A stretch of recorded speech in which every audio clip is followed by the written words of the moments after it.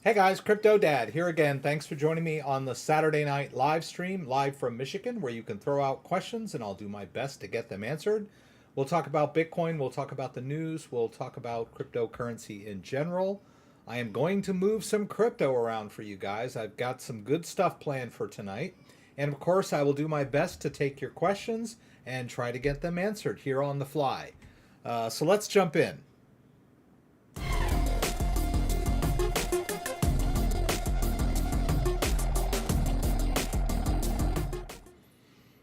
All right, so welcome everybody. I'm here in the lair with the rig and the studio setup, and I believe I've checked everything tonight. I think we've got sound. It looks like we've got sound and video, and my key lights are on, so everything's good. We spent the day downtown Grand Rapids. We went to Comic Con and checked that out. A lot of cool things there. A lot of interesting people walking around in costumes, enjoying the festivities mask free, relatively mask free.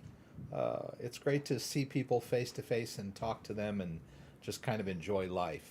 And then we went to a place called the Downtown Market after that in Grand Rapids, which is a really cool little kind of indoor marketplace where they have a bunch of different types of little shops and restaurants, little takeout places where you can go sit in these nice tables, and bakeries, and fresh fish market too, where you can buy fresh fish and take it home.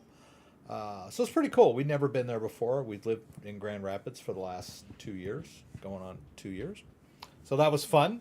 So anyway, welcome everybody. Like I said, I've got some good stuff planned for you tonight. I see JDO is here. I wanted to address JDO, something he mentioned. And let's go over to this camera, eh? I got cameras everywhere, right? Let's go to, oops, let's turn this one off for the second. Okay, yeah. Let's see. Yeah, we can do it this way. So I'm going to first pop out chat. JDO has a comment up here that he left before we got started earlier in the day, and that might disappear when I pop out chat. That tends to happen with the comments that happen before the live stream actually starts. But he's asking me about one of my Solana videos. We're going to do Solana tonight, and I'll talk about that video in the comment section, parts that he brought up. Hello, Barbara. It's good to have you here. Nesquik's back. Hello, good to have you. Patrick Bateman. I'm gonna do a little Cardano stuff tonight too. I've got it on my list. So we'll talk about that. And I've got an article we'll talk about with Cardano too. Julian Juan Hayes is here again. Thank you for joining us again, Juan. And let's see. Let's just go ahead and pop this out. Take it over to the other side. Kind of so you won't see me reading your comments, right? I'll be reading them offline. All right, so let's jump in. And before I get too much further, I would like to direct your attention to the description down below, where I've got the topics for tonight. Remember, this is not an investment forum, so don't ask me to evaluate coins and where you think they're going to go. And this, I mean, we're going to talk about Bitcoin and Cardano, of course, tonight, but don't ask me about CoinX, please, please, please, please. Okay, so we're gonna do Solana. We're gonna manage some Cardano with our Trezor, hopefully, and then we're gonna transfer some BNB into a Binance Smart Chain wallet. I'm gonna play around with Belt Finance if I can find the time for that. So check out Crypto.com, one of my partners. I invite you to check them out using my affiliate link. And if you sign up for an MCO Visa card and stake some CRO, you'll get a $25 bonus, and so will I. And then if you start referring your friends, then every time they sign up, they'll get 25 and you'll get 25. It's kind of like a pyramid scheme, but it is totally legit. Referrals, man, big thing here in crypto. Ledger Nano X, right? You can use my referral link. It helps support me. It helps support the channel. You're not going to get a bonus when you use my referral link. But actually, well, we'll have to talk about that in a bit. I don't know if I got the time to do it on the fly. Well, let's see. Anyway, Hodlers, Ledger Starter Pack, BlockFi, where you can earn interest on your Bitcoin, CoinTracker for keeping track of your transactions and trades so you can do your taxes easily. I use CoinTracker myself. NordVPN for a good VPN. And Coinbase, Kraken, and Binance US in the Brave browser. All right, so let's see here real quick if I can do this or not. Let me check over here real quick, just because I got to run through my own email. So I'm notorious for revealing personal information. Let's see if I can find this. I don't know if this is going to work or not.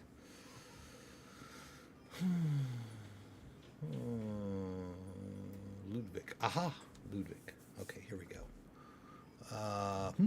Okay. Two. Oh, yeah. All right. Okay, so this is it, baby.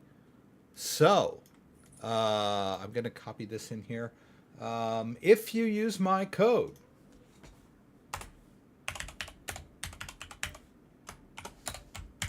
Live CryptoDad, then you will get 20% off any Ledger purchase. Let's see what happens when I do this real quick. Let's see. I'll close this. Get that out of the way. Yeah, let's run over to Ledger.com.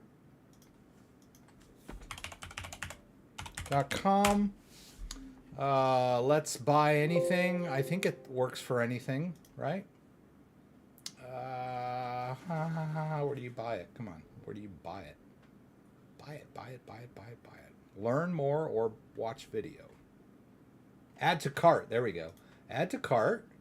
And let's see. Let's check out.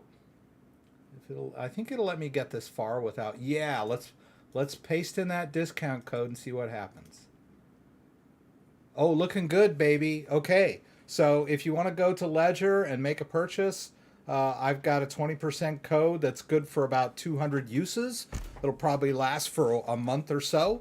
So if you're thinking about getting any Ledger products, you can use my affiliate link to get to the site and use my code CryptoDad, Live CryptoDad, whatever it was, Live CryptoDad, to get your 20% discount. Hey, can't beat that. So it does help to hang out with me sometimes. All right, so let's jump into the news. Oh, and by the way, the last thing I'll mention about the description down below is the news stories that we're covering are down here linked. So if you want to read these stories on your own, then I've got links to all the news stories. So let's jump into the news. Let's get through the news real quick because I've got a lot of stuff I want to do for you guys tonight, transfer-wise. And, you know, on the live stream, I can't cut out the waiting periods, right? Like when I do my upload videos, I cut out times where I'm like waiting 10 or 15 minutes for something to happen. But I can't live. We're live, baby. Okay, so this is my first article that I wanted to talk to you about tonight. It is in referral to the new status that cryptocurrency has attained. I told you so, right? Didn't I tell you so? Haven't we been doing this live stream for several years now? The wrangling in Congress over the language of the cryptocurrency amendment, which was a pay-for amendment on how to raise money for this new infrastructure bill. It was kind of thrown in at the last minute, and it was really an inappropriate way to deal with crypto tax compliance / regulation, right? It was just kind of thrown in at the last minute without much thought. Or who knows, maybe there was insidious people thinking, oh yes, we'll throw it in this way. So anyway, there was quite an outcry over the language of this amendment. And a lot of people, industries mobilized very quickly and were able to get a lot of end users, such as myself, just normal people, to contact their congressmen, senators in their appropriate, respective senators for the state that you live in, right? And I contacted both of my state senators, my congressional, my national senators from Michigan, right? Not my Michigan state senators, my my senators from Michigan that are over there in Washington smoking cigars and drinking brandy. All right. So, but anyway, this whole thing kind of took politics by storm in a way. Who would have thought that 3 years ago, they'd been talking about crypto in Congress, right? And it held up the bill, right? And it was interesting because they were trying to change the wording of this amendment in this huge infrastructure bill, and there were two opposing camps, and they had come to an agreement, and they were saying, okay, look, this is a better wording. We all agree. We can all live with the wording of this amendment. Let's get this amendment in before we pass the infrastructure bill, yes or no, right? The whole bill. But they needed unanimous consent for that. And so 99 senators agreed. And one senator, Rob Portman from Ohio, disagreed, right? Because he didn't get what he wanted. He was like, I want my, what was it? No, this is not Ron Portman, pardon me. Ron Portman was the original guy that put in the language, right? But it was, who's the holdout, right? It's not Bernie Sanders. Richard Shelby from Alabama. I'm not making fun of Southerners. I love the South. I grew up in Texas. But I can do a Southern accent, the best of them, right? Heal, Hail, yes. And if you're in the South, Jesus has 5 syllables. Jesus. I think that was 5 syllables.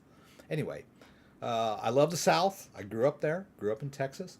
Richard Shelby was the lone holdout, right? He wouldn't vote for this crypto amendment to clean up the language a little bit, because he wanted his $50 billion for defense. Oh, man,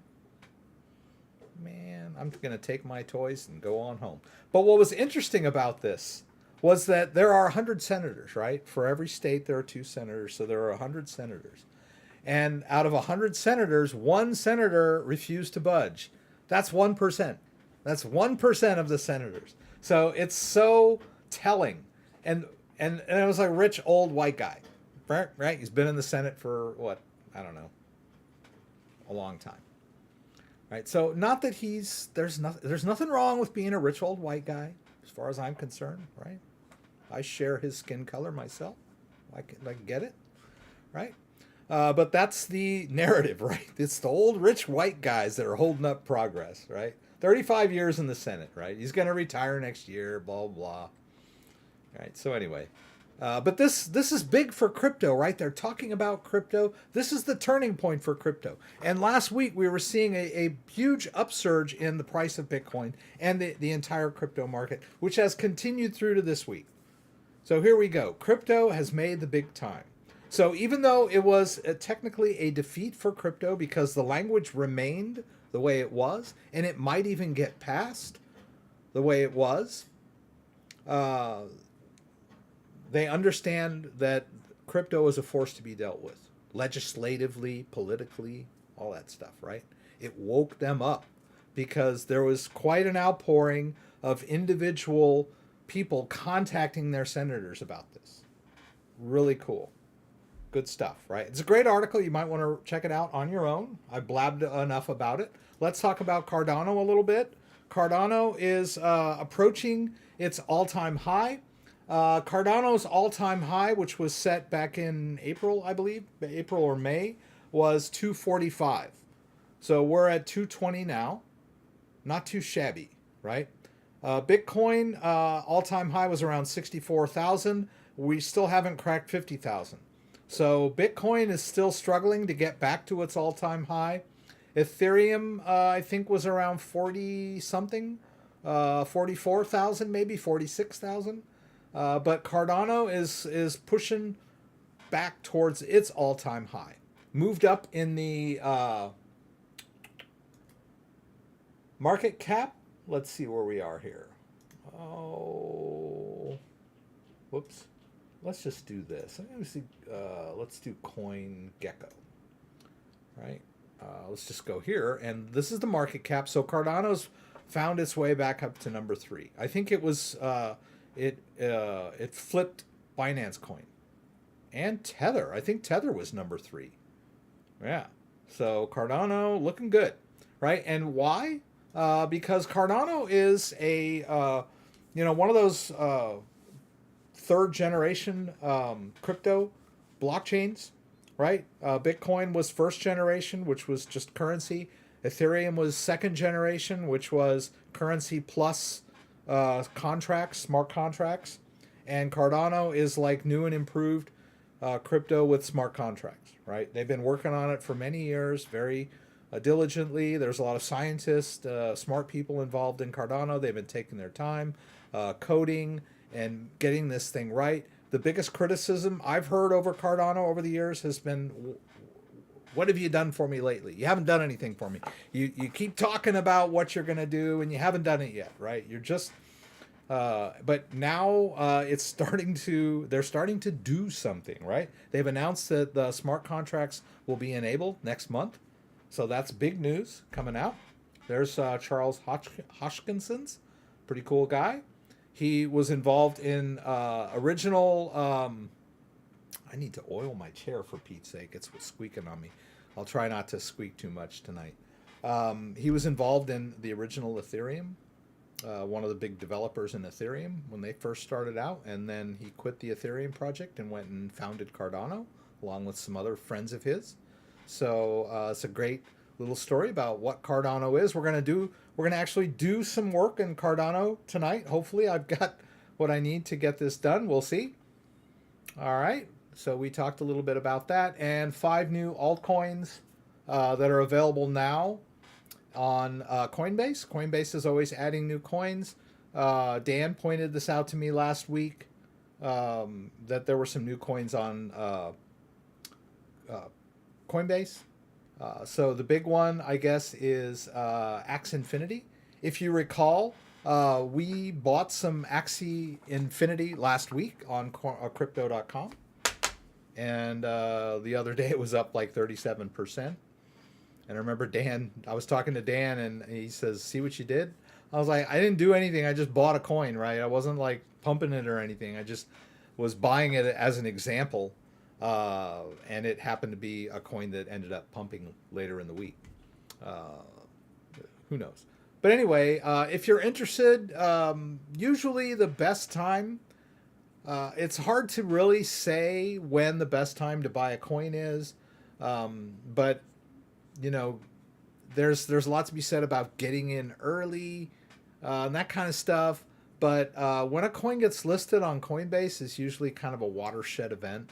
And at least it's a time where the normal people, because most of the people that are out there into crypto know how to use Coinbase, right? There aren't that many people that are out there on the DeFi platforms and on the obscure exchanges, but there are a lot of people on Coinbase. So when a coin gets listed on Coinbase, might be a good time to pick up a little bit.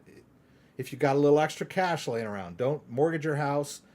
Don't buy any crypto with money you can't afford to lose, period. Okay, that's my generalized advice.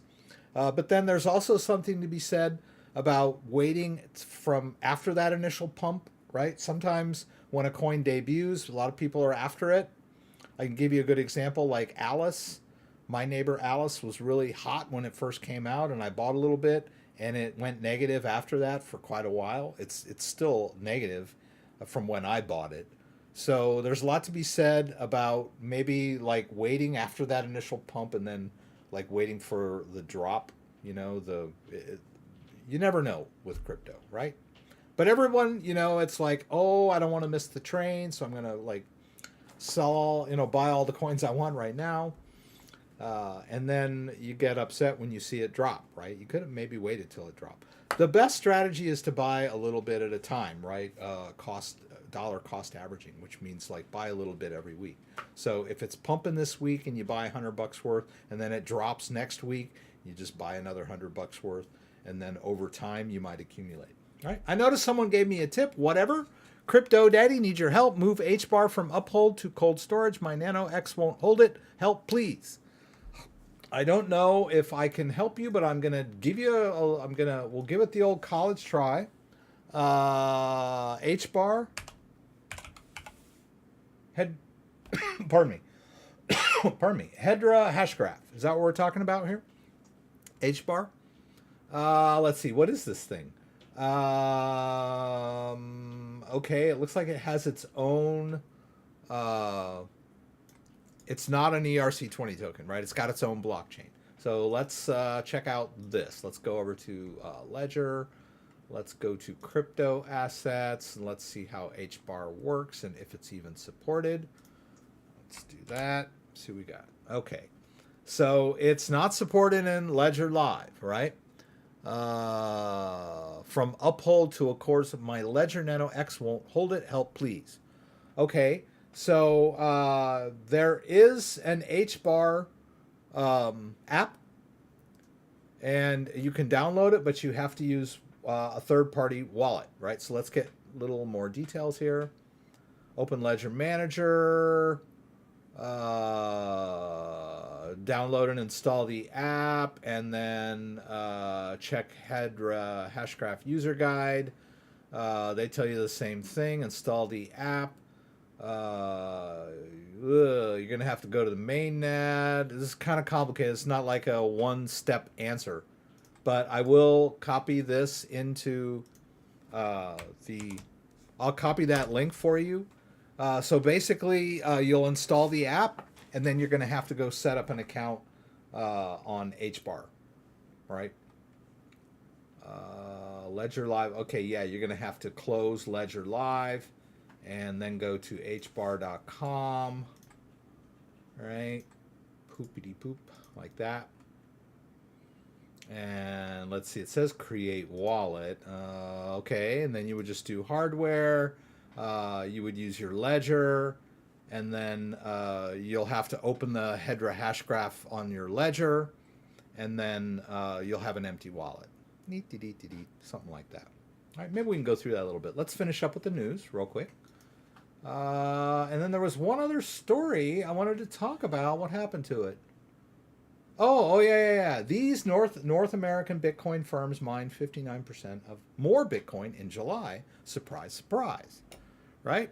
So when China started cracking down on Bitcoin miners and telling them to shut down, Atala Apic, it's not going to show any of your comments because I banned you before. Like when I ban you, it's like remove user from channel, like bans you forever. So you can post, but no one else will see it. North American. Oh, okay. So all these, and the price of Bitcoin dropped, and everybody sold all their crypto, and they thought the world was ending. Turns out, no. The Bitcoin network survives, right? It's got that part built in so that when miners turn off and less people mine, the difficulty for goes down, and it makes it easier for the remaining miners to mine Bitcoin profitably. So just because miners are getting shut down and turned off doesn't mean the Bitcoin network's going to die. In fact, it's a great opportunity for the other remaining miners, right? So this is the case, right? We've got some North American mining firms that started mining more Bitcoin because the guys in China shut down theirs. Ugh, why is this thing squeaking? Ugh, it's killing me. All right. Sorry. Oh, this is kind of an interview. So I'm not sure what the firms were. So we got Riot, Marathon, Bitfarms, Argo, mining firms, right? So we kind of talked about this a couple weeks back. Bitcoin did not die when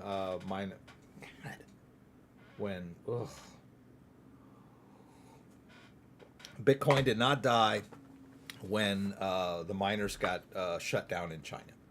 All right. So we've got some stuff we want to do tonight. I want to work with Solana a little bit. Well, I told you I'd show you how to stake Solana. So the first thing I'm going to do is buy a little bit. So I'm going to get logged into my Coinbase account. All right. And then let's see. Okay, we'll do that.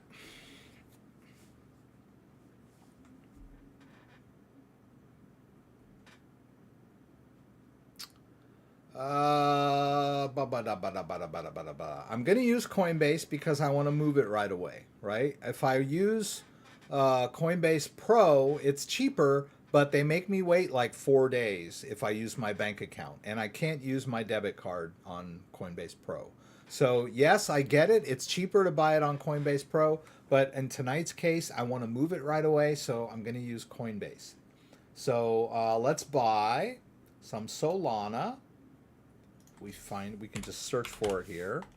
Do that. And I want to buy 200 bucks worth. So we'll have something to play with. Let's see, which bank do I want? Let's use Chase. All right, so we're going to use my Chase bank. We're going to buy 200 bucks worth. Let's buy 205. That way we'll get 200, right? Because they're going to charge me $3, right? So we'll end up with a little more. We'll end up with 201.99 worth of Solana. So let's buy. All right, that's going to go into our account immediately.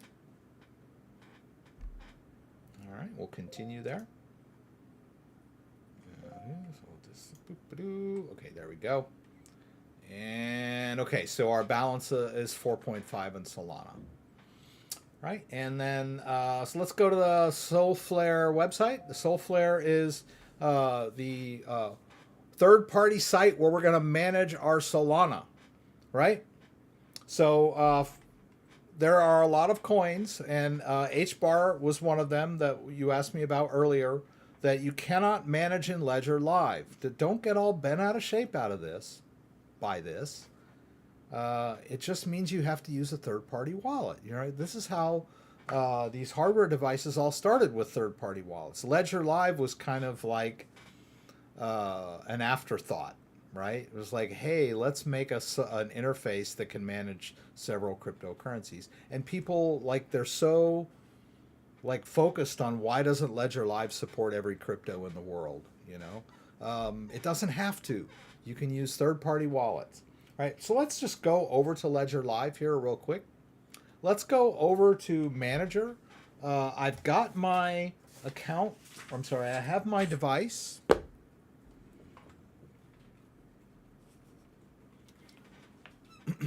I have my device connected.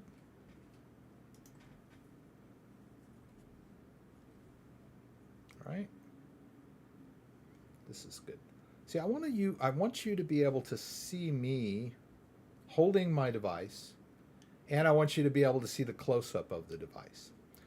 All right. I have the Solana app installed on my device. If I didn't, I would go over to Manager, right? And then it's going to ask me to allow Ledger Manager.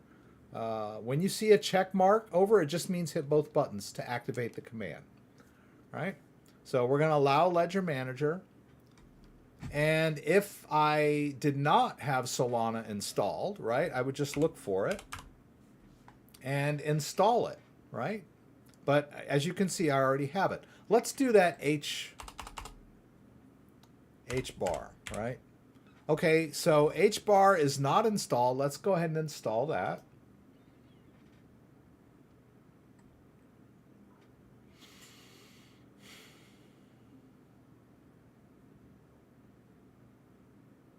All right, that should just take a sec. All right, now we've got it installed, and now we can just close Ledger Live. We don't need it anymore. Let's go over to this HBAR thing. Let's do that first, since someone was kind enough to give me a little tip on asking. There it is. Let's enter both buttons to enter the Hedera Hashgraph app. Let's hit continue here. All right, let's connect to our Ledger Nano X and hit connect. You can see this. Ah, damn it. Oh. All right, sorry. I was trying to move that so you could see it better, and then, okay, there. I can't move that. Let me just turn the camera off momentarily. Wow, okay. It's like it's kind of fragile. Okay, there. All right. Now you know I've got my ledger right here in my hand, so we're going to hit X and connect. let's turn the camera back on so you can see what's going on. All right, it wants me to export the public key. This is fairly common with third-party wallets. A lot of people get hung up on this. They're like, it's just spinning. I'm like, look at your device. Your device is asking you to do something. So let's go over here to approve and hit both buttons. There's the public key. I'm going to need to export that too, if I'm not mistaken. Yeah, I'm going to go over to 2 and hit both buttons. All right, now it's awaiting commands. Okay. Boop-a-doop-a-doo. There's my account. Enter account ID. Ugh. Give your public key to a current Hedra account owner so they can create another account ID for you. This is one of these things that I really don't like, these kind of cryptocurrencies where it's like, in order to join, you have to know somebody that's already joined. It's like, in order to be in the club, you got to know somebody that's already in the club. I'm like, Bitcoin is not like that, right? You want to get a Bitcoin wallet, boom, you can make a Bitcoin wallet. You don't have to know somebody, right? But Hedra Hashgraph is one, it's like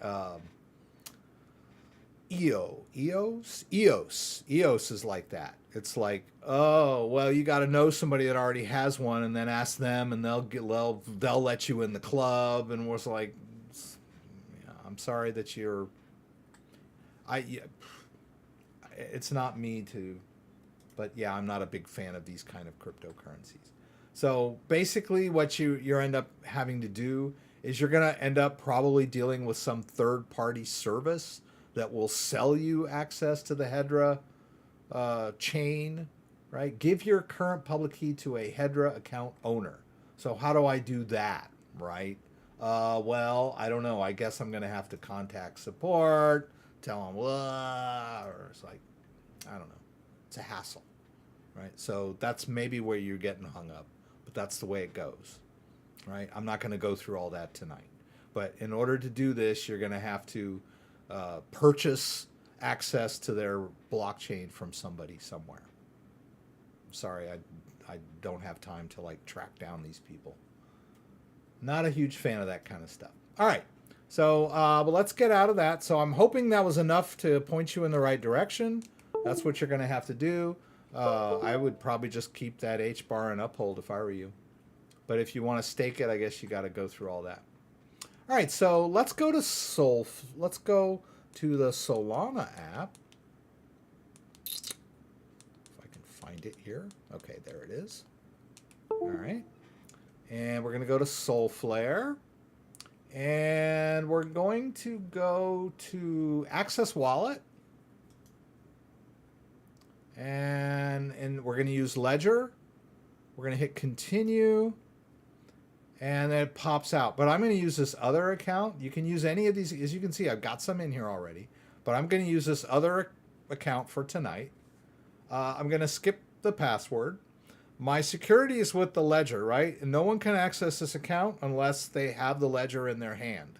And they must also know the PIN, right? That is the security. I could also add a password to this account, but I might forget the password. You're just inviting trouble if you go way overboard with your security. You're going to end up with a heartache if you can't remember your password. All right, so here we go. We got an empty Solana wallet. Let's do receive.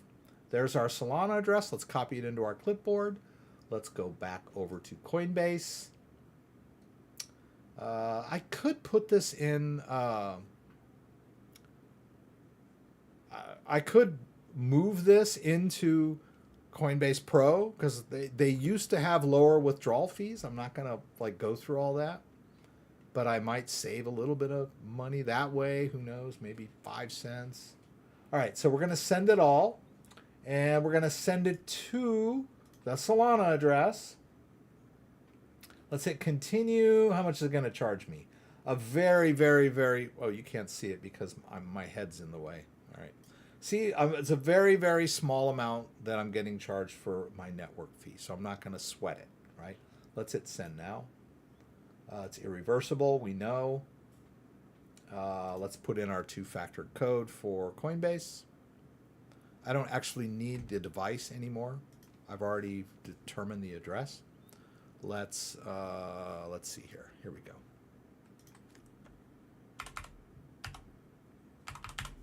Let's hit confirm. Off it goes.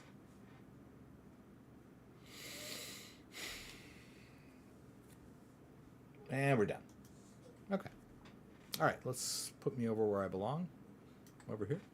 Out of the way. And then we can just sort of monitor this address. And, oh, it's already in there. That's pretty easy. That's pretty quick, right? So before I do the staking part, let's, is there anything else? We'll do the other stuff later. All right. Yeah. All right. I just want to see, make sure that nobody is, I'm in a town hall meeting with Header. This company is in contact info. 3 years with 3-letter agencies will take over NFT. We got to figure out at some point it's a sleeping giant. Well, good for you. Yeah. Like I said, you got to know somebody to get that account ID, and I don't have it, and I'm not going to do it tonight. So, but I really, really appreciate the tip. I appreciate it. Okay. Scott is here. It's good to have Scott here. Always, always, always. Blue dolphins and baby sharks. I love it. Hawaii is a liberal stronghold, tourist and Pacific Command, and dolphins. Hey, swim with the dolphins. Right? They come right up on the beach and you can pet them. That's what I heard about Hawaii. Is that true, Scott? All right. So let's talk a little bit about Solana staking, and then Lunger Gold will talk a little bit about the Trezor, right? I'm going to use the Trezor tonight a little bit. All right, so let's do our stake Solana. Now, let's do a little learn more here and check out what's going on with Solana staking. Now, I watched a wonderful YouTube video earlier. Let me see if I can give him credit for this.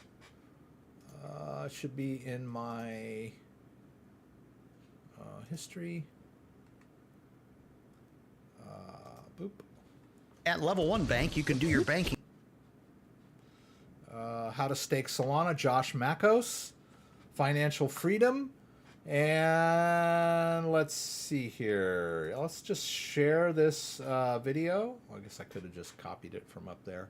I'm going to paste a link to his video because he did. I've dealt with staking before on DOT, and I find it very intricate and complicated and somewhat risky. So there's a lot going into it. It's more than just like clicking stake now, right? It's a little more complicated than that. You got to do a little research, right? Oh, and by the way, JDO is here. I wanted to touch on what JDO mentioned. I have a Solana video where I show you how to use this wallet to store Solana, but it has they've upgraded the wallet since then. The interface looks a little different now than it did when I did this video.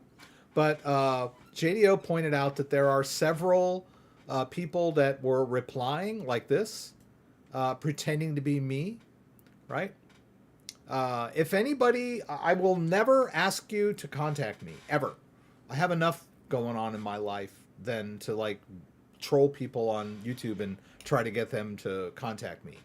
That's not my gig, right? So anytime you see a comment where I'm asking you to contact me, it's definitely not me, right? You can just click on this and look at his account, right? This is like a fake CryptoDad account. So don't like do it, right? Also, you know, there's a lot of people in here. No, yeah, someone's pointing it out. Yeah, a scammer. That's cool, right? I could, and then, okay, I can go over here and say report, unwanted commercial, content spam, report, right? I could go over to this guy's channel. What did I? All right, let's try this other one. Let's try one more. I could go over to this guy's channel and I could report him. Report user for impersonation, for impersonating me, and click next. And then I could talk a little more about it and hit submit. And I could sit here all day and do this. I could sit here for hours on end and do this. And it doesn't change a darn thing. They'll be right back with new accounts, same picture, same name. I don't know if they add a space to it or whatever they do to like create these dummy accounts that look like me. I have better things to do with my time than to go through and cull through my comments and report all these idiots. Right? They're like mushrooms or cockroaches. You stamp on them and they'll just be right back the next day. Well, I don't know where you live, but if you grew up in Texas, you know what I'm talking about, right? Like on Texas on a nice warm evening in Houston, where I was brought up, you could walk down the sidewalk and the cockroaches on the sidewalks would just like scatter into the grass as you walked, right? They were like everywhere. Anyway. And I contacted another YouTuber. Someone, a JDO, actually sent me a link to some guys that would supposedly cull your comments for you, but you have to pay them, right? And I was like, and you've got to give them access to your channel. And I was like, I don't want to do that either.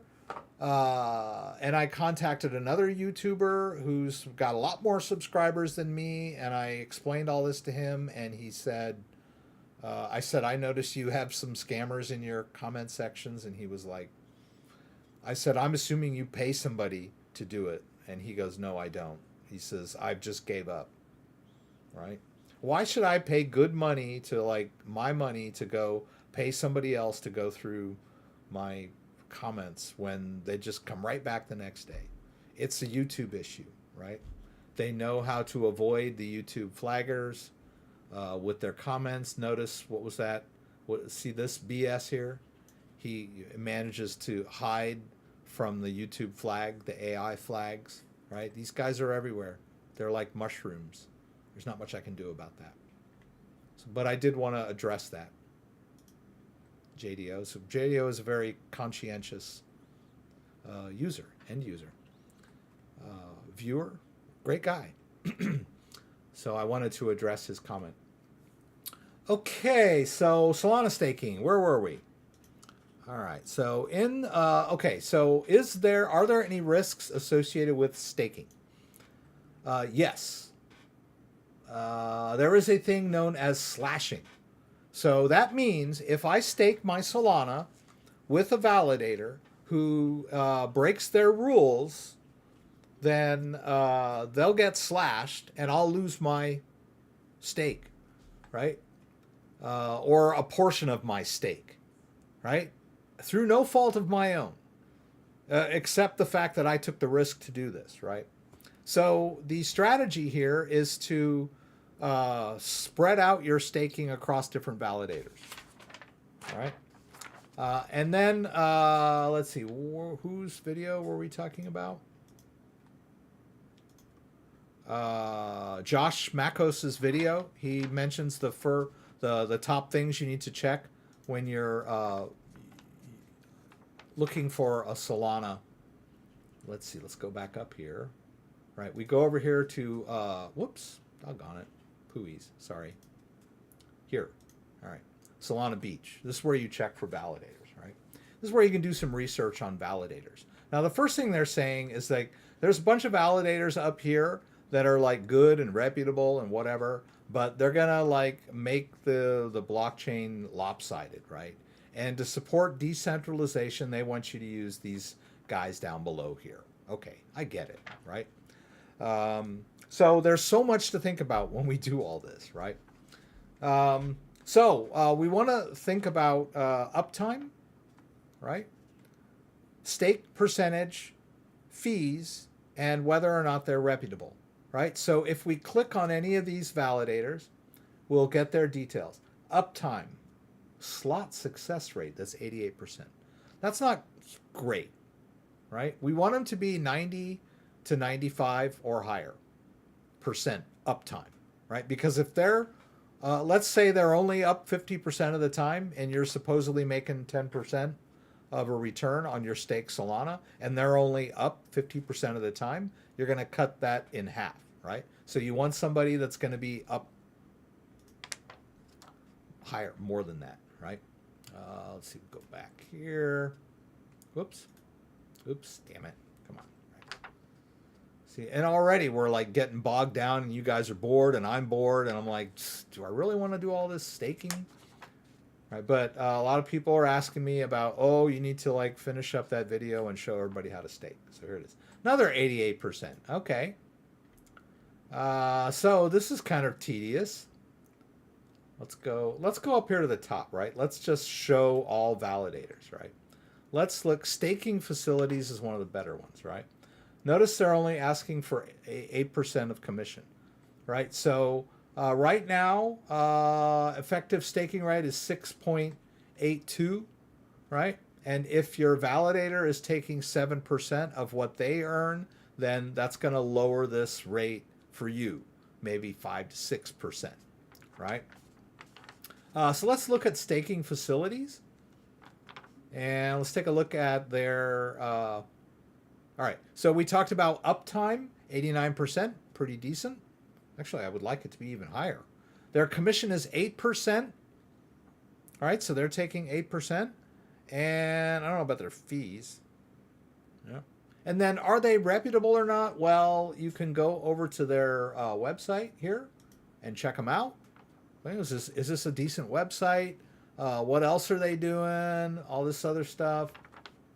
All right. And then something else that's kind of important here is their, if I can find it. Ugh. Oh, here. Their vote key, right? The vote key is how you're going to find them when you go to delegate. All right. Oh, and then we're going to need to enable blind signing on our device. So let's do that real quick. Okay, and thank you. That was one thing that I was concerned about was the undelegation period and how long you have to wait. A lot of chains, the undelegation takes like 21 days. With Solana, it doesn't take quite that long to undelegate, but it does depend on which epoch you are in and how far into the epoch they're in. So if it's towards the end of the epoch when you undelegate, then it might only take a couple days. If they're right at the beginning of an epoch, it might take like 4 days to unstake, right? So when you stake, you're depositing your Solana, you are giving up your access to it to, help validate the network and earn some rewards. But you don't have access to it until you unstake. We'll talk about that. So let's do staking facilities just for the hell of it. Okay, so we're gonna hit. Okay, so we're in the wallet, right? Right. We got $200 worth of Solana. We'll hit stake Solana. We'll hit start staking. Before we do that, let's do this part. What was it again? It was enable blind signing, right? All right, so let's go over to the settings. Let's hit both, but these are the Solana settings, right? We're in the Solana app. Let's go to settings. Allow blind sign, okay? I'm gonna hit both buttons to do that. Yes or no, right? I'm gonna scroll down to yes. I'm gonna hit both buttons. And now I've done. I've allowed blind signing. So that's important, apparently, for this. All right, so how much are we going to stake? Let's just do 2. So here's your strategy, right? If you got 100 Solana in here, you don't want to put all your eggs in one basket, right? You want to spread yourself out across validators, which makes it even more tedious and complicated. Let's choose our validator. We can paste in that code that I copied. Nope, that's not it. Let's go back over here. Staking facilities. Here, right? Their vote key. Right, let's do that. Let's paste in their vote key. Oops. Well, that didn't work, did it? Okay. Well, that's messed up. Let's try that again. Okay. I thought that was the way you're supposed to do it. Okay. Okay, so we can just pop this down. Oh, and then they've got help me choose. Okay. Oh, why is it? Okay. All right, so if I hit any key, it's going to... See, like Elvis. Do I really want to stake with Elvis? I don't know. All right, so how about help me choose? What do I do? Oh, it's going to take me back here. Okay. So how do I know I'm getting the validator I'm after, right? Let's try this again. It says there. Or I could just hit stake here. What's that going to do? Ah, okay. Well, let's try that. Allow this to site to connect. Only connect to sites you trust. Okay. Let's... Oh. Whoops. Doggone it. All right. Let's try it again. All right. There. Allow. Okay, good. Okay, now let's enter 2. All right. Let's hit next. All right. Now we're going to approve, which we're going to have to approve on our device too. So I'm going to approve that. All right. Make sure it's me. Security key doesn't look familiar. Please try a different one. I don't know what the hell they're doing. Oh, you know what? Boing. I think you have to... my bad. See? I knew I shouldn't have done this. All right, let's try this again. I thought you had to start an account first, right? Create account. There we go. Let's create an account.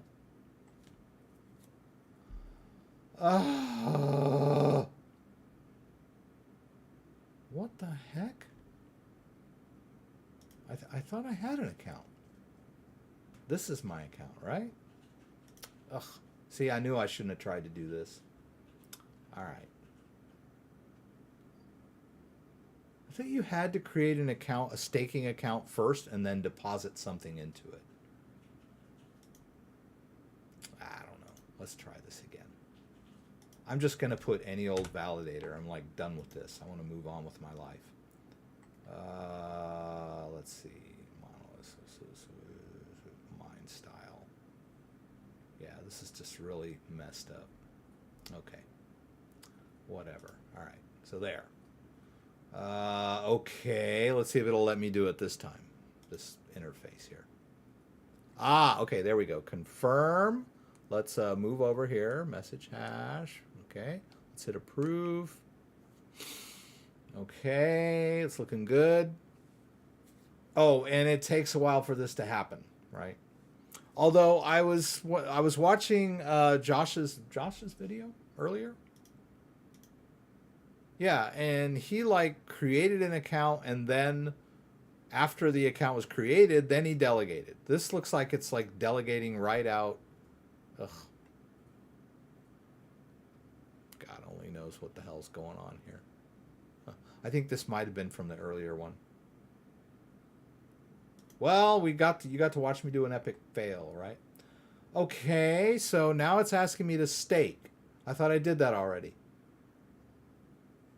Let's get out of this and see. Oh, depositing SOL will create a new staking account with stake 0. Did I already? Okay, let's see what happens. All right, are we doing this again? Okay, you are delegating to. All right, so I think the first one was me actually creating the staking account. At least I thought so. Or did I just do it twice? God only knows. It's only $200. All right, see now, right, like now it's telling me I only have 5 available. So it looks like I delegated everything out to this guy.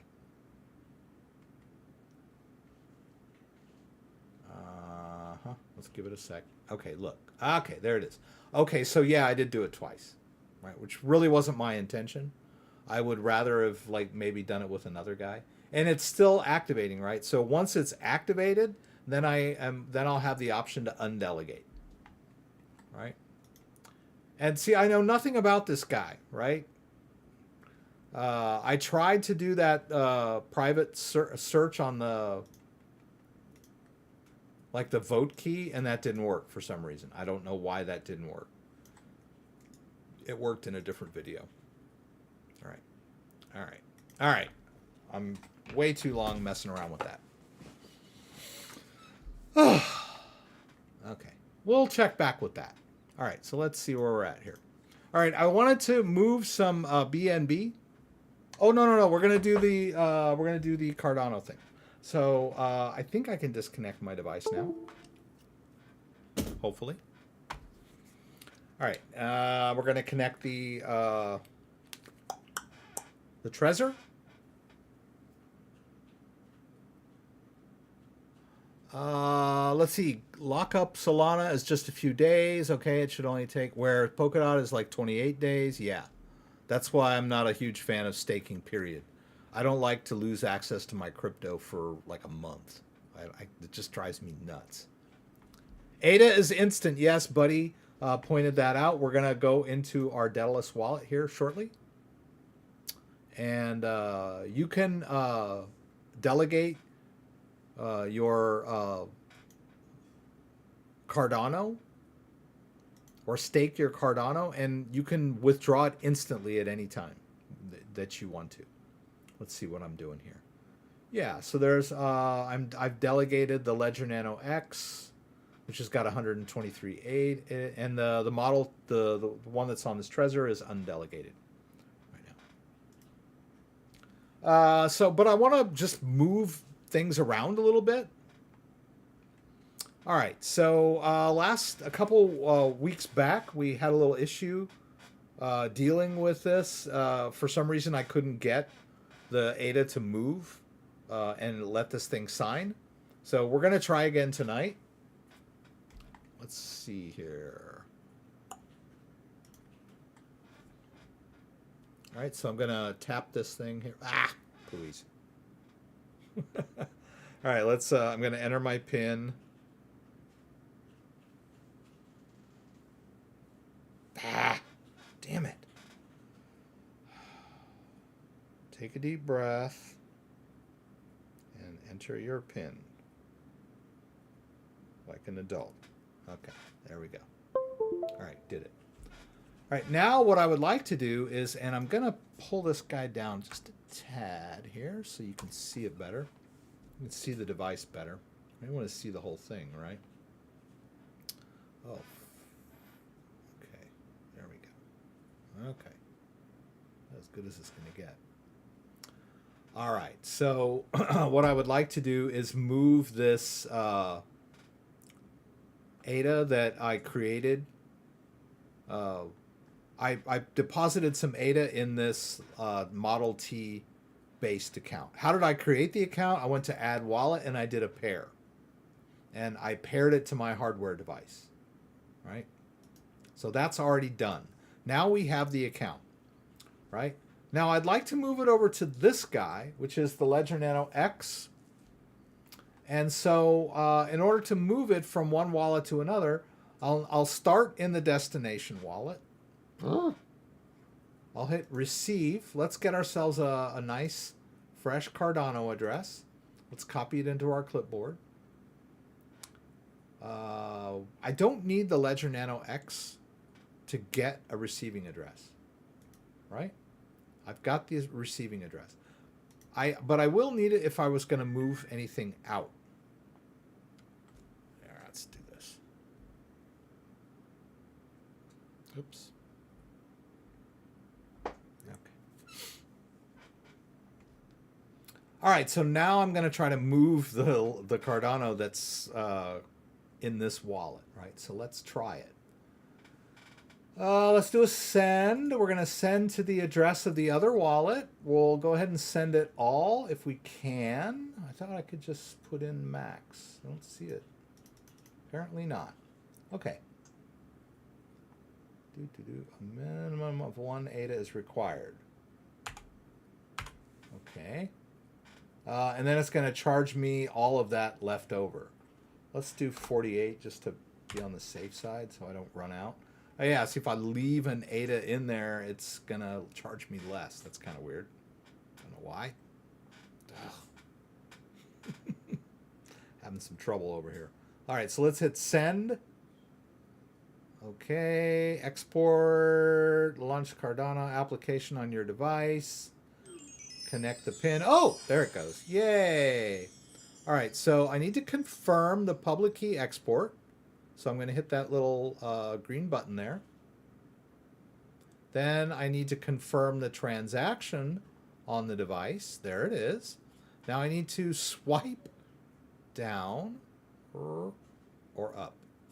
Okay, there. I swiped up. All right, now let's hit this plus here. Or I'm sorry, the check mark. I need to swipe again, it looks like, for the fee. All right, and then I need to hold, right? That says hold. Yeah, hold to confirm. So let's hold it down. Off it goes. All right, I'm good on my computer screen. We'll hit send. And there we go. We did it. All right. Now, I did not install any third-party apps or anything, although I was able to set this guy up without any software except Daedalus, but we tried a couple weeks back and it didn't work when I tried to like send some crypto out of the wallet. And so after that, I installed the Trezor Bridge. So you might need Trezor Bridge. All right, so there, we did it. We moved it, right? We received the 48, and now we've consolidated it into this wallet, right? So if you have a wallet with Cardano in it, you can do a standalone wallet, but I prefer to do these paired wallets, paired to the hardware. The first time you pair is just going to be empty, right? It'll have a zero balance, and then you'll transfer your ADA into it from wherever you buy it. Right? If you buy some on Coinbase or Binance US or whatever, it'll go in like that. You just transfer it to your wallet address. But you could create a standalone wallet with a backup phrase, or you could pair it to a hardware device, be it a Ledger or Trezor. Now, someone had asked me earlier about Trezor Suite and how do you get rid of unused accounts. So let's check that. Oops. Ah. Okay. All right. Let's get rid of it. I just don't like having... I hate having anything in my trash can. Oh, I forgot what I was going to do now. Damn it. Oh, yeah, Trezor Suite. Okay. All right. Where is this thing? Come on, where are you? Okay, you're not there. Okay. I guess. Trezor Suite, QRST, Trezor Bridge. Okay. So I did install Trezor Bridge. It's not that hard to find. And it may or may not have added some functionality to my Trezor in the ADA wallet. Because in the Daedalus instructions, it tells you to install Trezor Bridge. Download latest bridge. Here. Yeah, Trezor Bridge. So I downloaded and installed Trezor Bridge. So I'm not sure if that was what the trick was, or if the time before I was just doing something weird. I don't know. Or maybe it just started working. But I did install Trezor Bridge. So if you're having issues with like your send and receive, or exporting your public keys or whatever in your Daedalus wallet, you might want to just try installing Trezor Bridge. Maybe that was the magic bullet that made mine work. Don't know for sure. Okay, so that's that. Now let's go back. Where were we here? All right, we want to do Trezor Suite. Here. Which is a standalone application. Okay, I got to update it. That's going to be fun. All right, let's turn the camera back on for a sec. Enable labeling, yes. Start update. Let's hit start update. Probably going to ask me to do something on my device. Downloading update. I hope this doesn't take very long because we're live. This chair is just driving me buggy. I cannot believe this chair is like a month old and it's already squeaking. All right, so restart and update. Yes. Only for me. Only for me. No one else uses this computer anyway. All right, so let's do run. All right, I didn't ask me to do anything on the device except labeling, which it always asks me when I start, which just means that I had changed the name of some of the accounts. So the question was, how do I delete an old account that I'm not using anymore? And there is one here, this guy. So I think I tried to, you should be able to undelete them too if you want them back. But maybe it's impossible. Let's go here. No.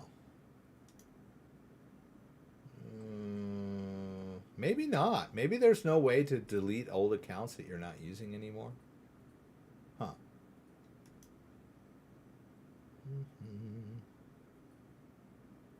Three accounts? No.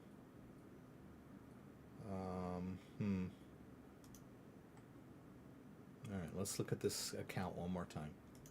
All right, this is Bitcoin number 1. I can rename it.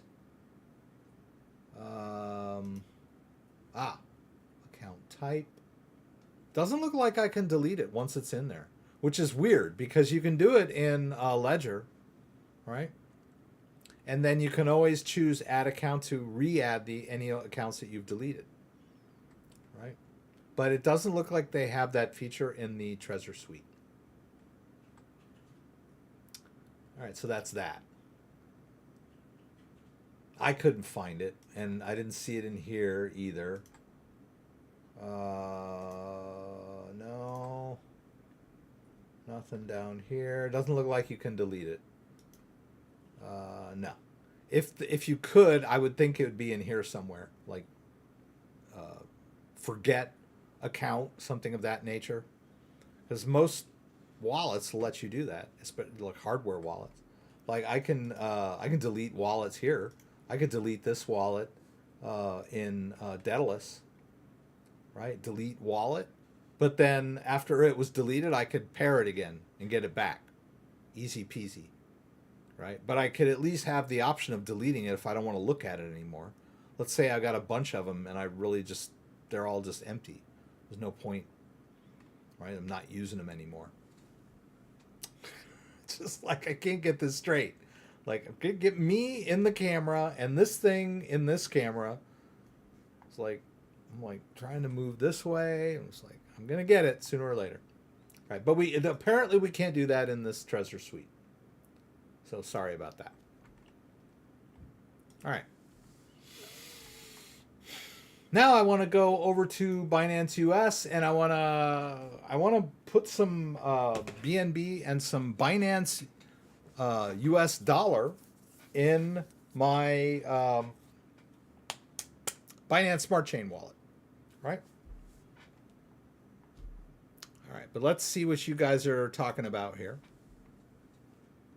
Yeah, that Solana just messed me up, dude. Let's go back over here. See what we're doing here. That's why it's like, really, I stake Cardano because it's very intuitive, it's very easy, and you can immediately withdraw it. And yeah, you kind of have to pick validators and whatever. But this kind of stuff where it's like, oh, be careful, you can't trust them. And it's like not too crazy about. I'd rather just hold it. Okay, so let's go over to my dashboard. Staking. Still activating, right? I think it takes a while. But once it's completely activated, I'll be able to de-delegate, which I will do, right? I'm not a huge fan of like delegating that much. Especially for 6%? 6%? Come on. You know, my milk has higher percentage than 6%. I don't know. I drink whole milk, right? I mean, I'd rather go over to, and we're going to do one. We're going to do one of these DeFi platforms. I mean, they're like generating like 300%, 600%. You know, why stake for like 5%? Especially when you might lose some of your, I don't know. It's just me. But, you know, it's better than a savings account. I'll give them that. All right, so let's get rid of this. Yeah, this is a real pain.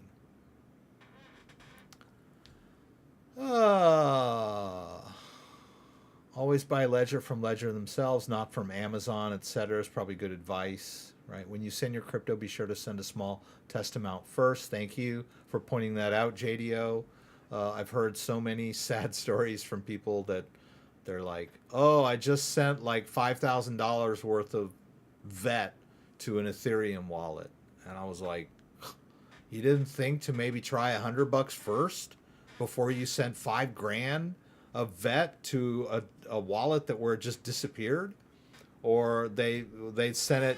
What's worse is when they'll send like, oh, I just sent $5,000 worth of VET to my Ethereum wallet in like my exchange, right? Your exchange, like, good luck getting that back. Although I've heard that some exchanges will work with you, like if you send the wrong type of, but not very often, right? Most of the exchanges have disclaimers, right? Before you, they'll say, don't send the wrong, you know, this is a BTC deposit address only. Don't send anything else.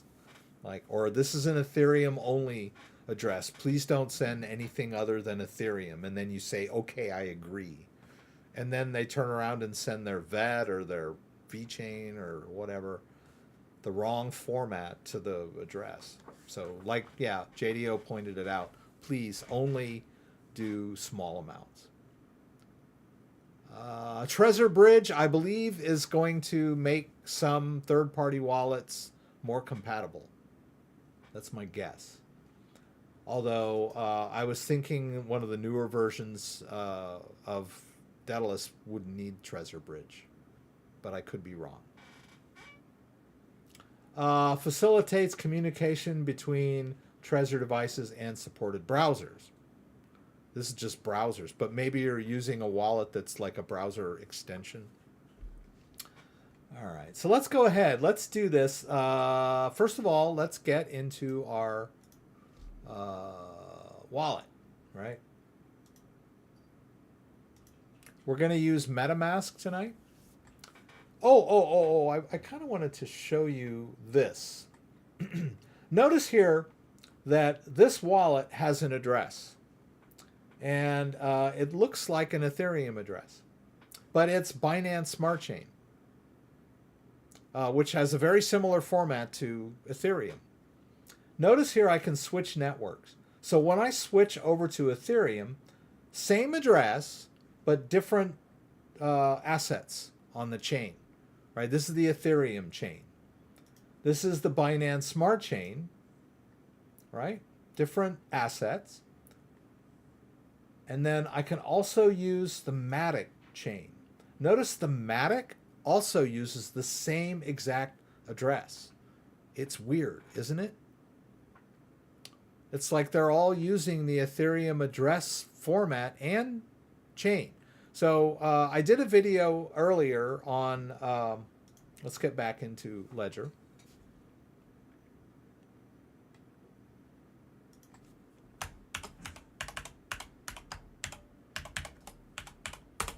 Ledger now supports Binance Smart Chain.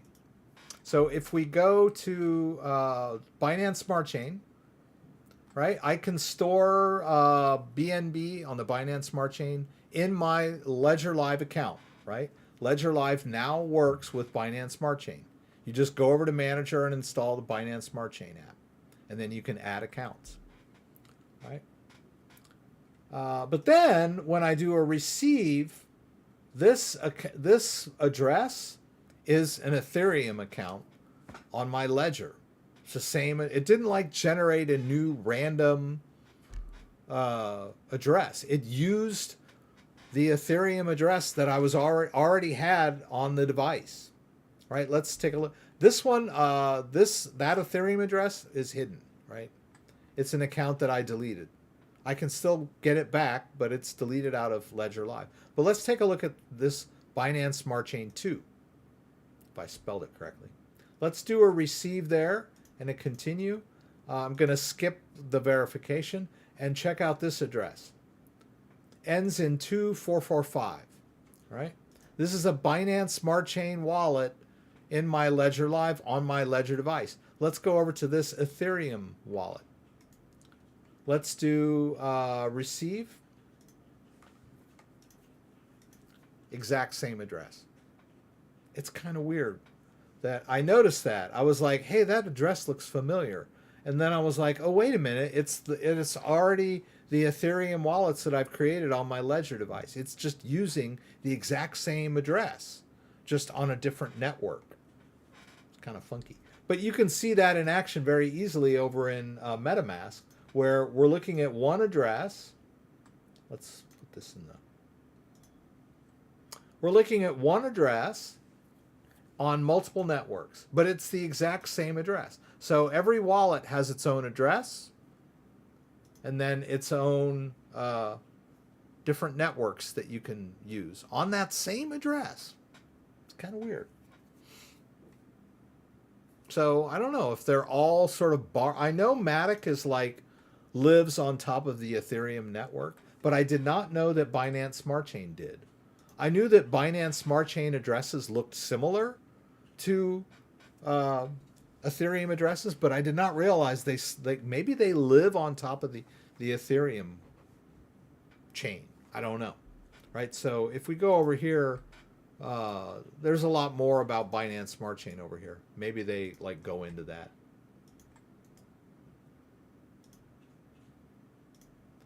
What is the function? Oh, Trezor, we already covered that. Okay, Barney gave me 20 pounds. Thank you, Barney. I wanted to like use my English accent, right? So if I'm an American and I can make fun of Southern accents, if you're in England, can you like make fun of Irish accents or like Northern England accents or whatever? Because I can do a pretty good English accent. You know what? I always get disappointed when, like I watched this like action star or whatever, and in a movie, and I'm like, all American dude, right? And then I see him being interviewed like on one of those puff piece shows, you know, and he's got an Australian accent. Oh yeah, I did this movie where I'm like, oh my God, I mean, you lied to me. You pretended that you were American in that movie where you were an action star. Like Hugh Jackman, great guy. I love Hugh Jackman. But he's from Australia, but when he's Wolverine, he doesn't have an accent, right? And then I'm like, but it's okay for English guys to pretend to be American in movies, but have you ever seen like a famous American actor pretend to have an English accent? I don't know, very, very seldom, right? Unless it's like the part calls for it, like pretend to be English. You know, like he's doing an Agatha Christie or whatever. But you know, very seldom do you see like an American actor doing a movie and like pretending to be British, you know. But the Brits and the Aussies can pretend to be American all day long. It's not fair, I tell you. Right? And it's like, oh, my favorite action star, you know, they interviewed him. Oh, man, he's an Australian guy pretending to be American. I think we're getting off topic here, right? Okay, there it is. I'm not an investment advisor, so I'm not going to answer questions like, if you had $1,000, what would you do? That's not what I'm here for. I apologize, Kevin. Okay, Barney, I'm sorry. Just a big thanks for an issue you helped me with in the past. Well, thank you, Barney. I appreciate that. I thought you had something pressing. We'll do it. Okay, all right. So let's not talk about all the guts of the Binance Smart Chain, but let's do a little conversion, right? There's some BNB in here, all right?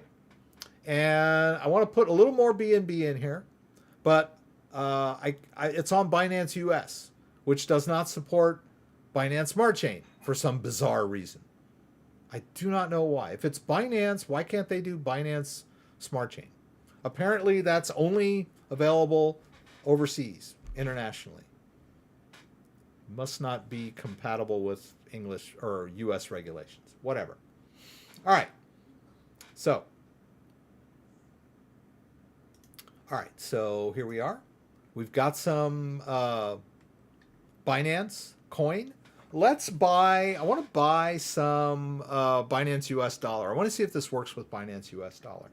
So let's do a trade. Okay, I can do that, right? And what do I want? 0.2? 0.23. Maybe that'll be enough, right?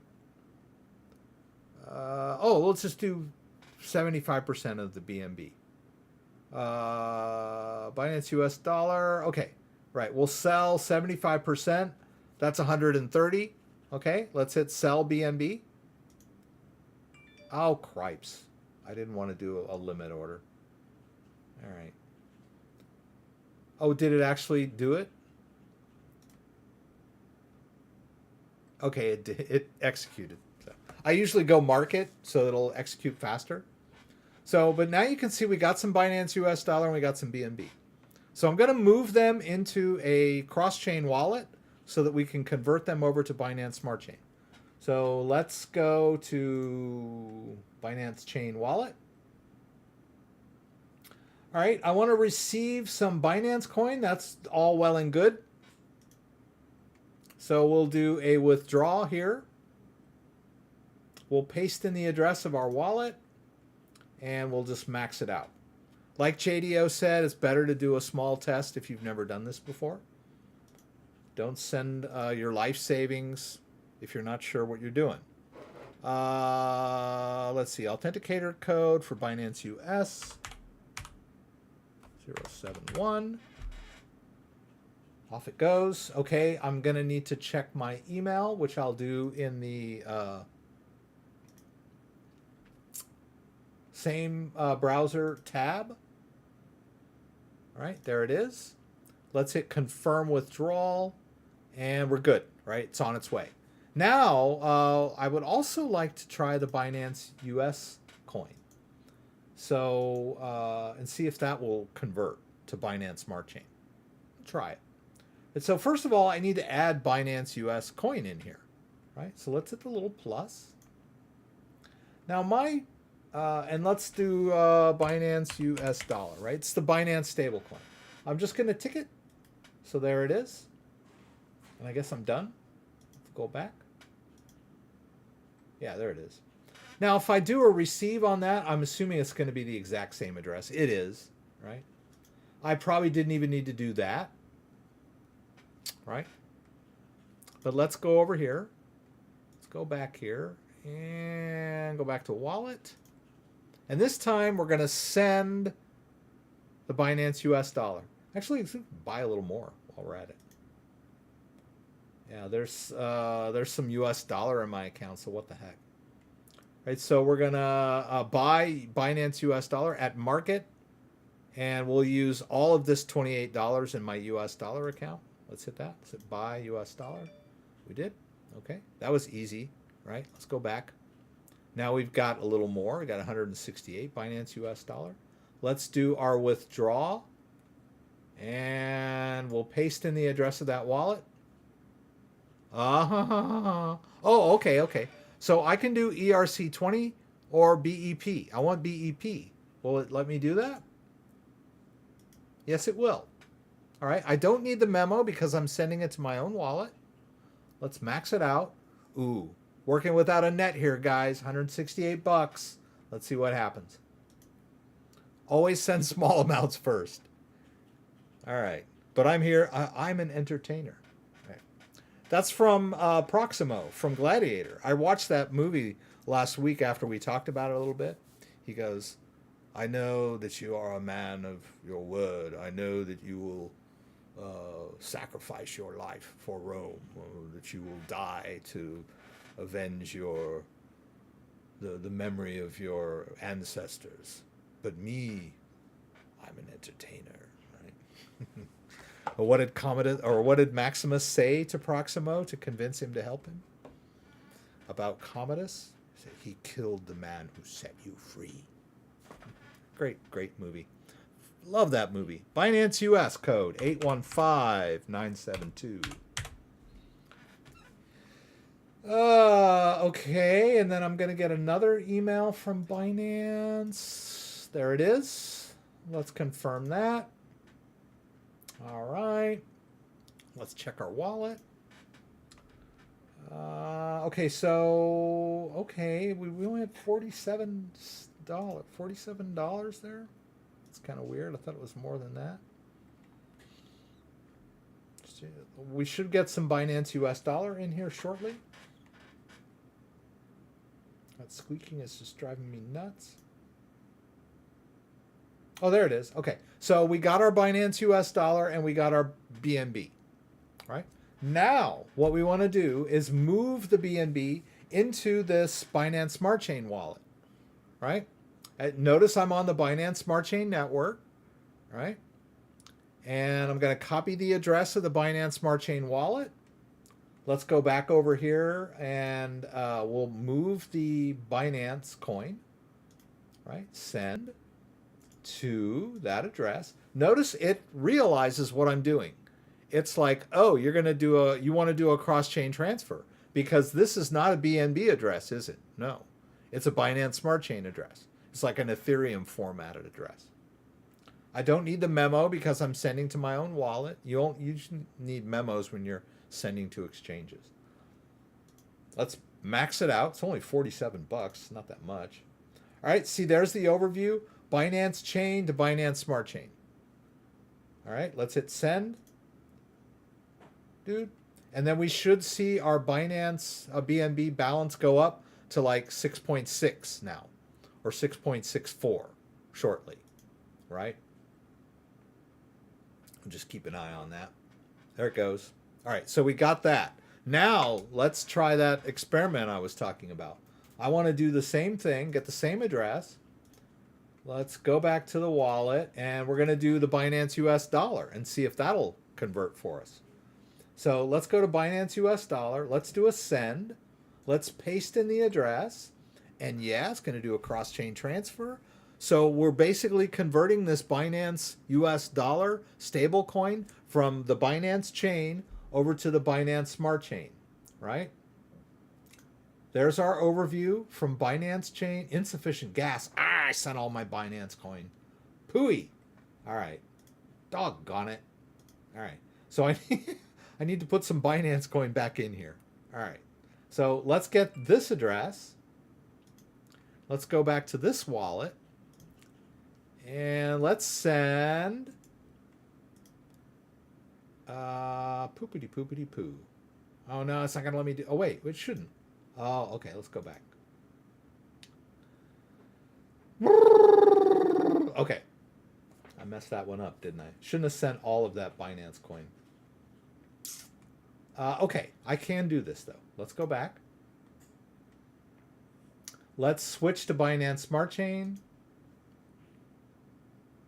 Oh, there's some BNB already in here. All right. So let's take this BNB and send it back to the other one. All right. So let's go back over here. Let's get this address, which I know what it is. Whoops. Come on, Rex. You're confusing people. Let's copy the Binance address. Let's go back over here to the Binance Smart Chain side of the wallet where I have a little bit of BNB, which is about all I need. I'm going to send it to the Binance chain. There, it's going to cross chain. All right. Let's max it out. 8 decimals. Okay, too many decimals. Okay. All right, let's send. All right. Insufficient BNB balance. All right, let's try this again. Let's try that. It's going to let me do that? Okay. Okay. Got it. All right, let's go back over to the Binance chain. And I should get that little bit of BNB in there that I need.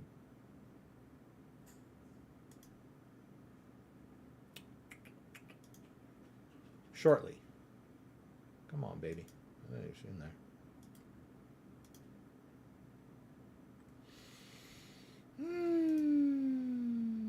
Come on, where are you, baby? Oh, it's going to take all day.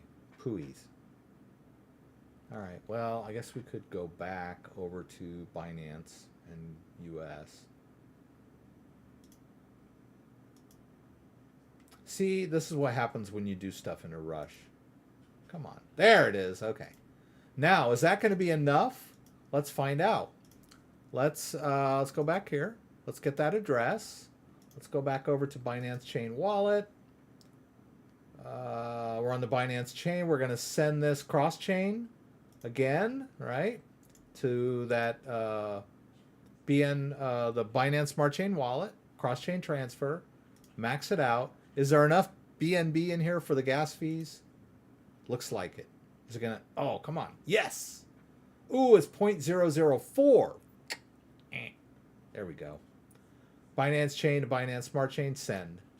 Transaction successful. Boom. There it goes. Out. Now, let's see where it comes in here. Actually, I don't think I have Binance US dollar in here. Oh, here, her Binance US dollar. So we should get some Binance US dollar here shortly. And it'll be on the Binance Smart Chain.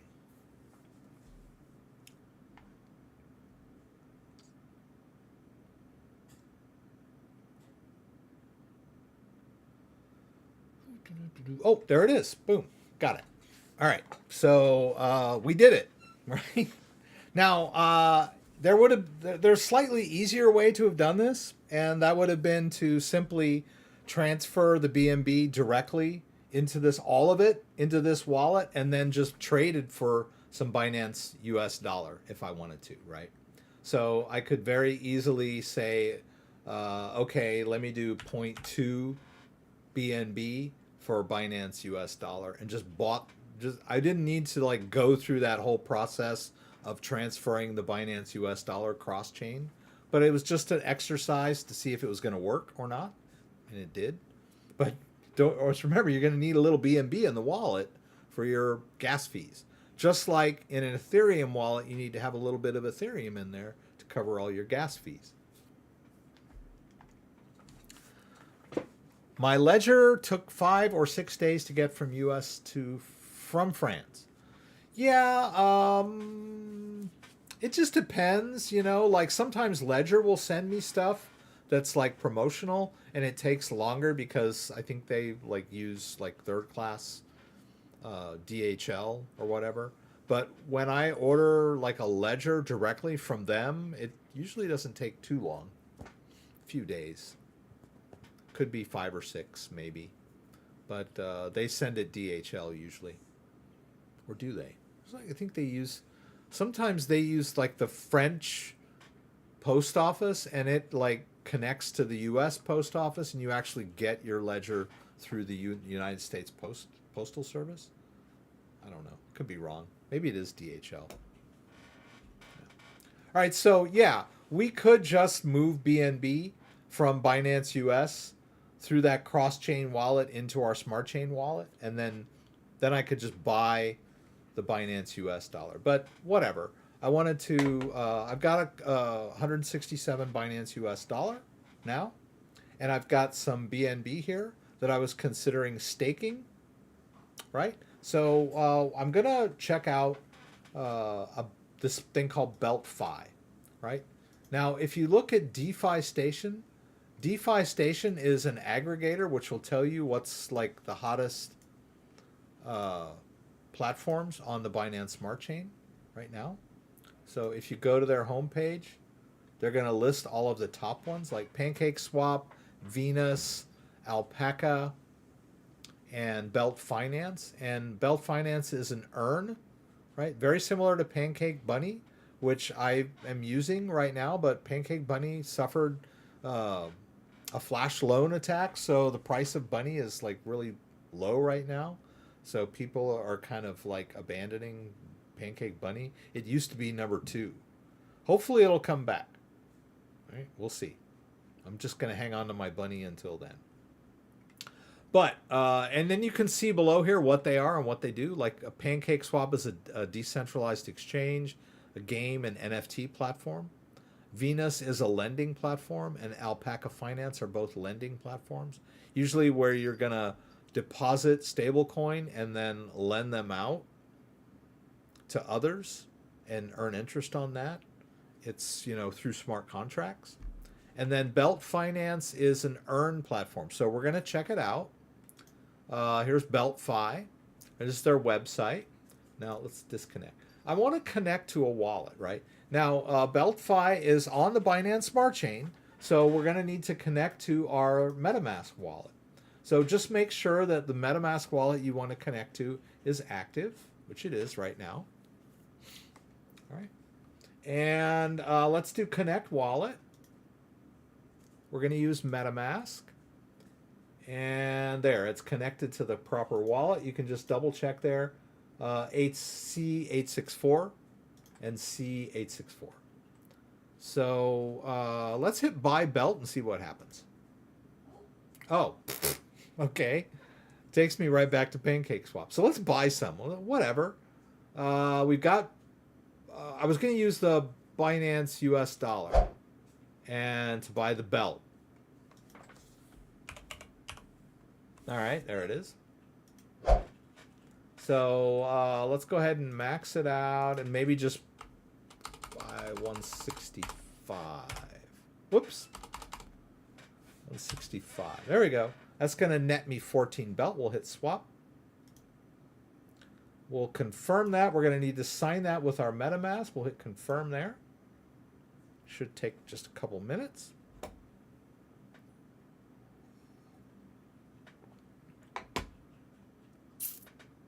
Now, this particular MetaMask wallet is not connected to a ledger, so I don't need to confirm anything on my ledger when I do this. So there, I've got my belt.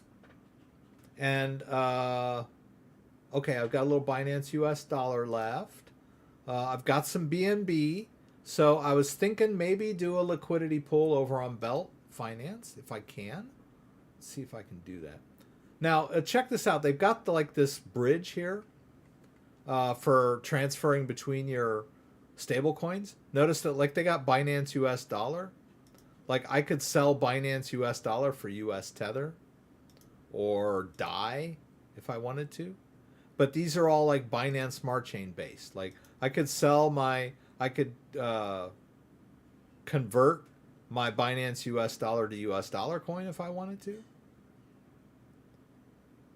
I'm going to lose a little bit when I do it, but this is kind of a cool little thing here, right? You can do that if you want. Let's see. They got pools. They got liquidity pools. I'm not sure. Oh, okay. So in order to do the BNB belt liquidity pool, I would need to do that over on PancakeSwap. So we click this. It takes us back to PancakeSwap. And we'll go to the liquidity. We'll add the liquidity. Hopefully this will work. We want BNB and belt, right? There's not that much belt, right? It's $165 worth of belt. Let's hit max. And that should come up here. Okay, there. All right, so it calculated the value amount of BNB that I needed. You need a matching amount of both coins in the liquidity pool, right? Value-wise, right? So 14 belt is worth like 0.4 BNB. So I'm going to put 14 belt and 0.04 in this liquidity pool. First, I have to enable belt to be used because I've never used it before. So that's going to cost me like 10 cents. I'm going to have to sign that.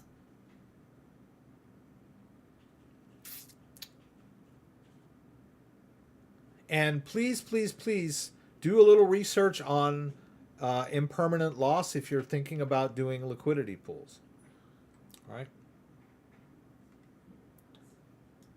because you're going to earn trading fees by participating in liquidity pools. But if one or the other asset goes way up or way down, you could suffer impermanent loss.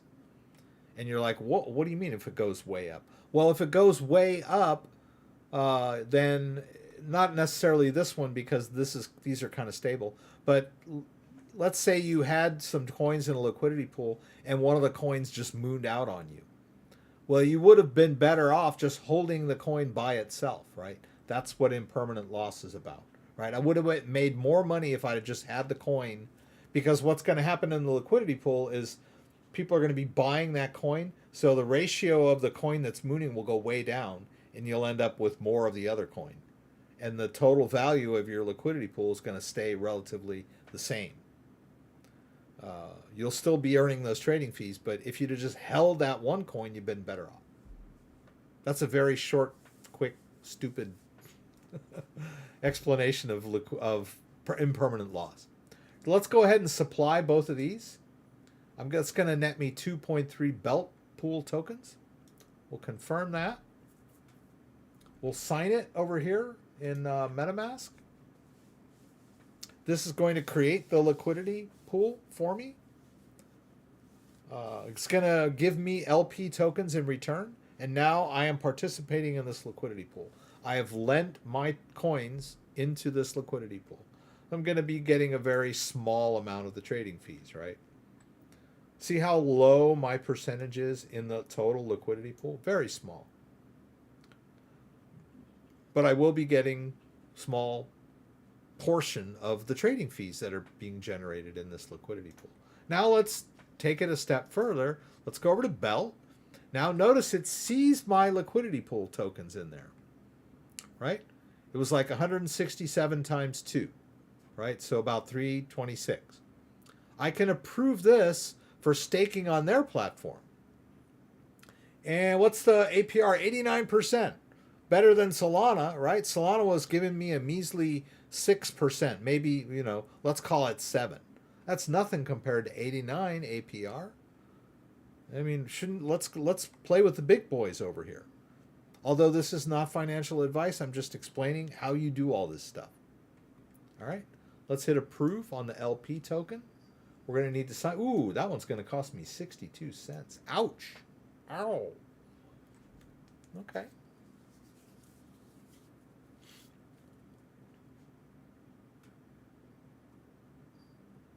So I have coins in the liquidity pool, and I have been given liquidity pool tokens in return, right? I have these LP tokens. Now I can actually stake those tokens to earn more. Kind of weird, right? Let's check our MetaMask wallet, see if we have those LP tokens anywhere. Boop-a-doop-a-doo. I don't see them. LP token. Cake LP. No. Aha, there it is. No, that's not it. Oh, it says Cake LP, but it's not Cake LP. It's the Belt BNB LP. Right? Oh, and I would like to talk about this thing too. Somebody sent me like an airdrop of these coins. They're named Alice, but they aren't Alice. But I managed to add them in. And these alpaca, they're not the real coin. They're just fake coins. You can buy them, but you can't sell them, right? Like, anyway, I'm getting off track. We'll talk about that in a minute. But anyway, there it is. Now we can stake them. Let's stake them. We got to sign this again.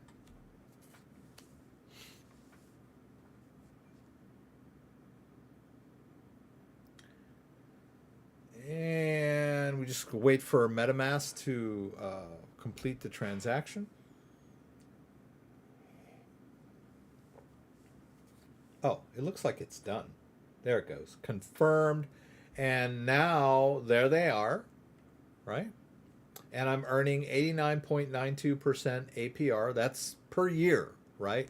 So in order for me to earn an 89% return on this stake, what is that, like 280, whatever, I would have to keep it in here for an entire year for that, right? This is a yearly return. And that rate could change over time, too. It's not guaranteed.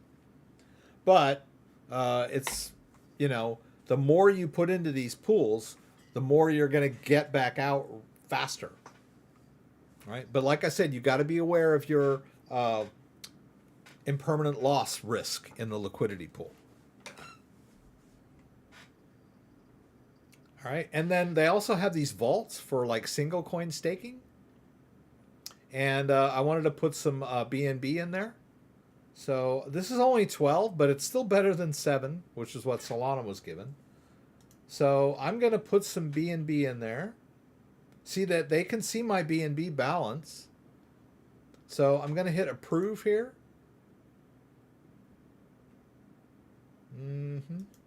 It's not asking me to sign the transaction. I've already approved it. Oh. I only want to put 6 in here. Okay. Huh. I thought it's not asking me to sign anything when I hit approve here. It's kind of weird. Maybe I've already done it. Let's just refresh here real quick. Just want to make sure.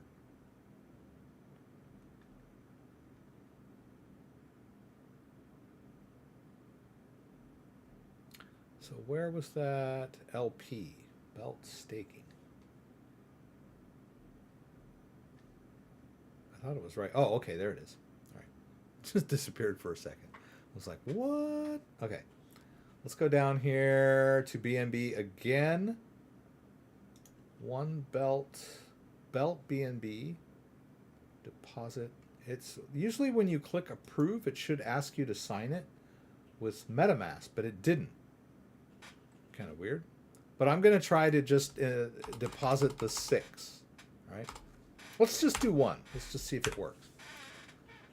It's only 400 bucks, right? Let's do 0.5. Let's just see what happens here. Okay, let's hit deposit. Okay, there it's going to ask me to confirm. Belt BNB.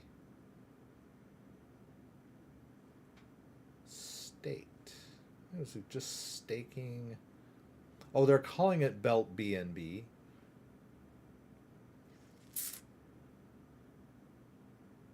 Okay, that was confirmed. But I don't see it over here. Okay.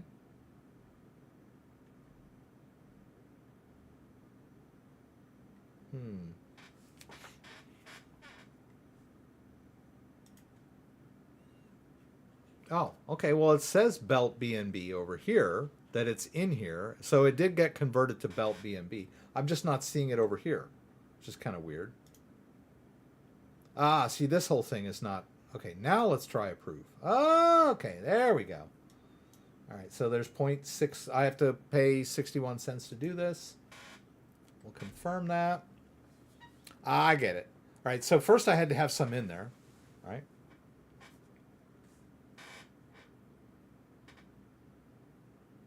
All right, and I should see like a MetaMask thing telling me that it's been, there it goes. So MetaMask completed, and now I've approved the Belt BNB, and now I can stake it. So let's hit stake. All right, let's sign this again. I'm staking this 4.7. I thought we did 0.5. I don't know what happened. We probably lost a little bit when we did that. Now there it goes. Boomity boom. It's over here now. Let's go ahead and put the rest in, right? We wanted to do 6. Well, let's do 5. Whoops. Let's do 5. That was 5.5. I wanted to do a total of 6, but I lost a little bit when I did that. Let's do 5.6. So I'm going to use up some of my spare BNB, looks like. Let's just do it. Whatever.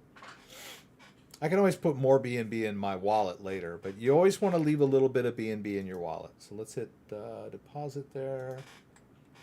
All right, we got that going. That should convert to Belt BNB here shortly.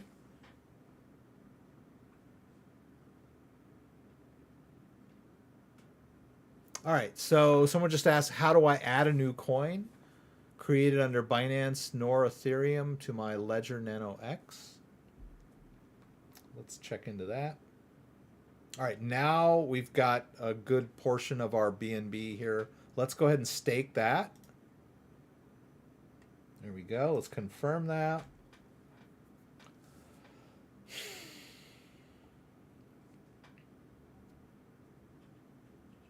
Now, keep in mind, we're earning belt.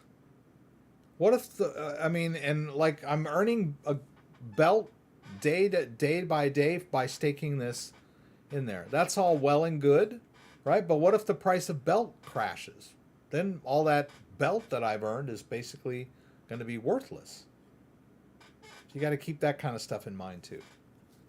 Now, you could be the kind of person that harvests every day or two, right? Harvest your belt, sell it, convert it to stablecoin, and put it in your bank, right? So in that way, you're kind of earning this risk free because you're constantly pulling it out and converting it to cash. Or you could take your belt and like restake it somewhere else, like compound your earnings, right? But you're always running the risk of the underlying coin that you're being rewarded in losing value. Can happen.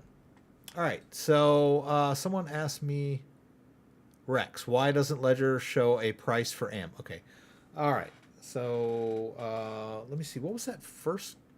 How do I create a coin?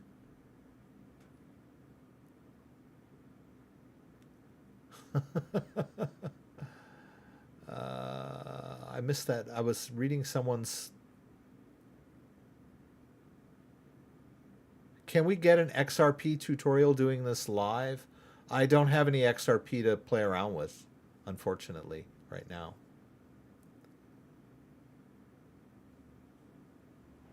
Huh. Okay. Why doesn't Ledger show a price for AMP? Okay. Ledger. If we go over to Ledger and we look at certain tokens, let's look at these tokens here. Notice that I have some tokens that are showing price information.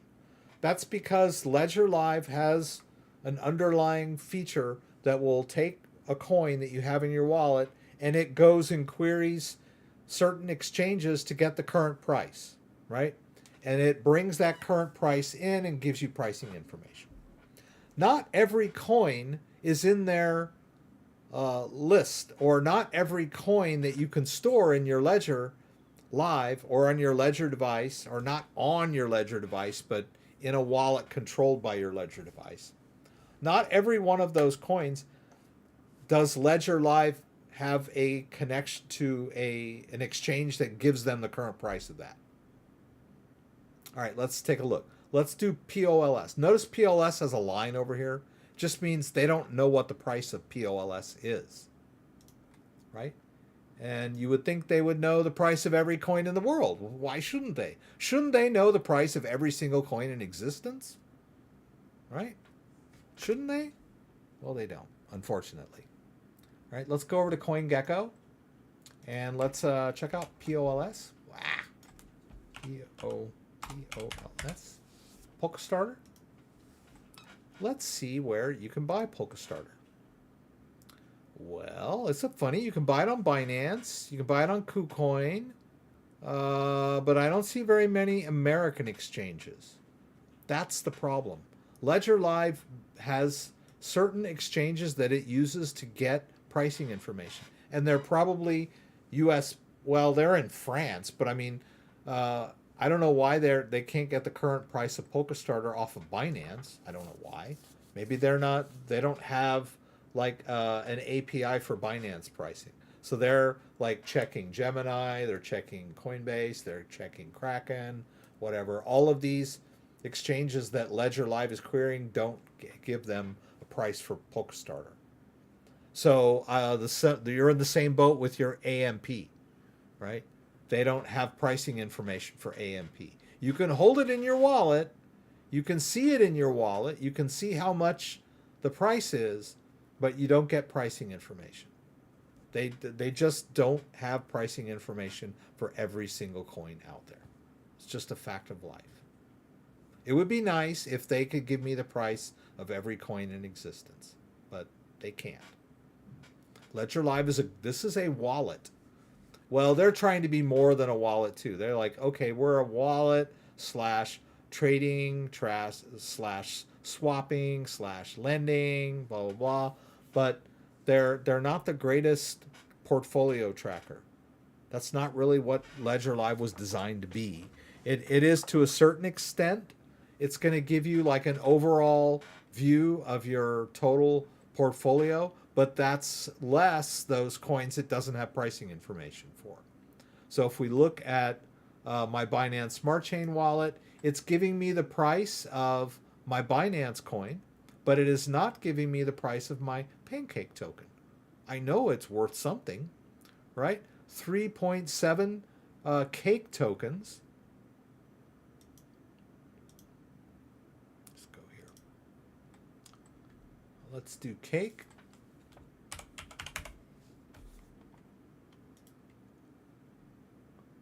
$3.7 cake tokens is worth $76. But I'm not seeing that in Ledger Live because Ledger Live doesn't have pricing information for cake for whatever reason.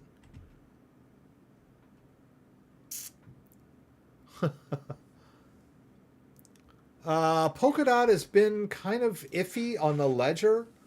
For a while there, it was completely down. It wasn't functioning properly at all on Ledger.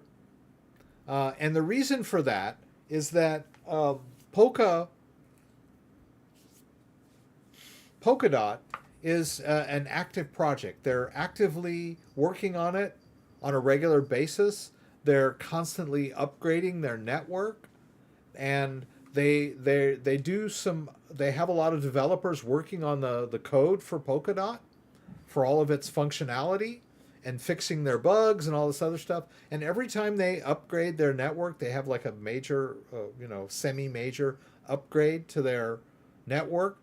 They also need to update their code for the app, right? The people that do the coding for Polkadot they also have a team that works on the Ledger app, right? So when you go into Ledger Manager, sometimes you'll see, let me just go ahead and connect. You'll see that your apps need to be updated. That's what's going on.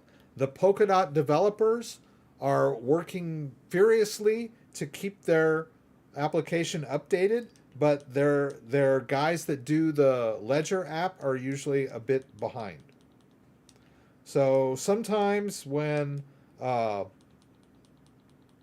Polkadot does like a major software update,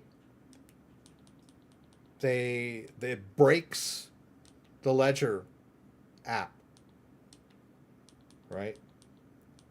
And the Ledger app doesn't work properly until the Polkadot guys update their app software, right? I'm gonna allow Ledger Manager. Sometimes when you go into Ledger Manager, up here at the top, it'll say app updates available, and you need to update your apps. So I know that there was a time where there were some things broken in the Ledger app, and then I went over here to my Ledger Manager and updated the app, and then that fixed the issue. Even before they had Polkadot in Ledger Live, I was using the app on their Polkadot Substrata portal, and it got broken. And I contacted the Polkadot team on Telegram, and they were like, "Oh yeah, we're gonna update the app shortly." And then it was once I updated the app in Ledger Live, everything worked again. So it's a process, right? So, and it's not Ledger's fault, right? Ledger does their very best to keep their apps up to date, but they can only keep them up to date if they get code and collaboration from the team for the actual cryptocurrency that they support, right? So that's why the Polkadot doesn't always work right, right? And I remember it was broken for a while. I couldn't add account, right? When I went to add account, and even though I knew there was Polkadot on this, not on this, but there was a Polkadot wallet with a private key on here, it wouldn't add to Ledger. But I tried a couple weeks back, and now suddenly it's working again. But it's always a bit sketchy and iffy whether Polkadot's going to work properly in the ledger. Just kind of disappointing. Tron was very similar to that. Tron is another one of those where the team is constantly working and they're constantly updating, and you know, the app needs to be updated and the coders get ahead of their app and that kind of stuff. Shouldn't happen, but it does in the real world. Yes, there are a lot of scammers on Telegram. I got scammed on Telegram, and I'm pretty, you know, pretty savvy guy, and I went on to Telegram. This was about the Polkadot thing, and I was like, hey, my app's not working right, and they're like, oh, you need to send us one Polkadot and then we can validate it and make it work and everything. And I was like, okay, whatever. And so I sent them the one Polkadot, and then they start giving me more excuses. No, you need to send me one more so I can validate it. I'm like, dude, I already sent it. And they're like, oh no, but you need to send one more so I can, you know, it sounded good. And then finally I realized that, hey, this is a scam. And so I went back and onto the Telegram channel for Polkadot, and I'm like, your app guy, you know, your moderator is a scammer. And the moderator came back right away and was like, dude, that wasn't me, you idiot. That was somebody pretending to be me. And I was like, oh, now I see. They they do that same trick like they do in my comment section. They pretend to be me and say, contact me. And then on Telegram, they do the same thing. You'll see there's a moderator in the group who's answering questions. And then you'll get a instant message in Telegram from the same guy, but in a separate chat. And that's when you know right away that they're scammers. So just don't ever reply to anybody in Telegram unless you know them. Scammer, scammer, scammer. So I hope all these blockchains update when quantum internet goes live.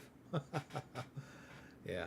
Well, you know, there's a lot of talk about that quantum computers will crack the blockchain functionality, right? The built-in functionality of the blockchain. Bitcoin is not encrypted, but it does use the encryption.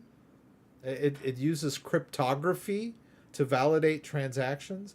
There's a private and a public key, and you know, you have to have the private key in order to validate a transaction. So if someone were to crack your private key, then they could move your Bitcoin around. And they say quantum computers might be able to do this at some point. But we're hoping that the technology keeps up and that these blockchains get updated before this is a threat. Right now, there are quantum computers, but they aren't powerful enough to do this yet. They're years away. Could be many years. All right. Sorry if you answered already. Just got back on. What's the best way to swap ETH for BTC? To stay off an exchange. All right. Well, I don't want to teach people how to money launder, but you can swap Binance pegged BTC for Binance pegged ETH on PancakeSwap. So, like, if you go over to PancakeSwap,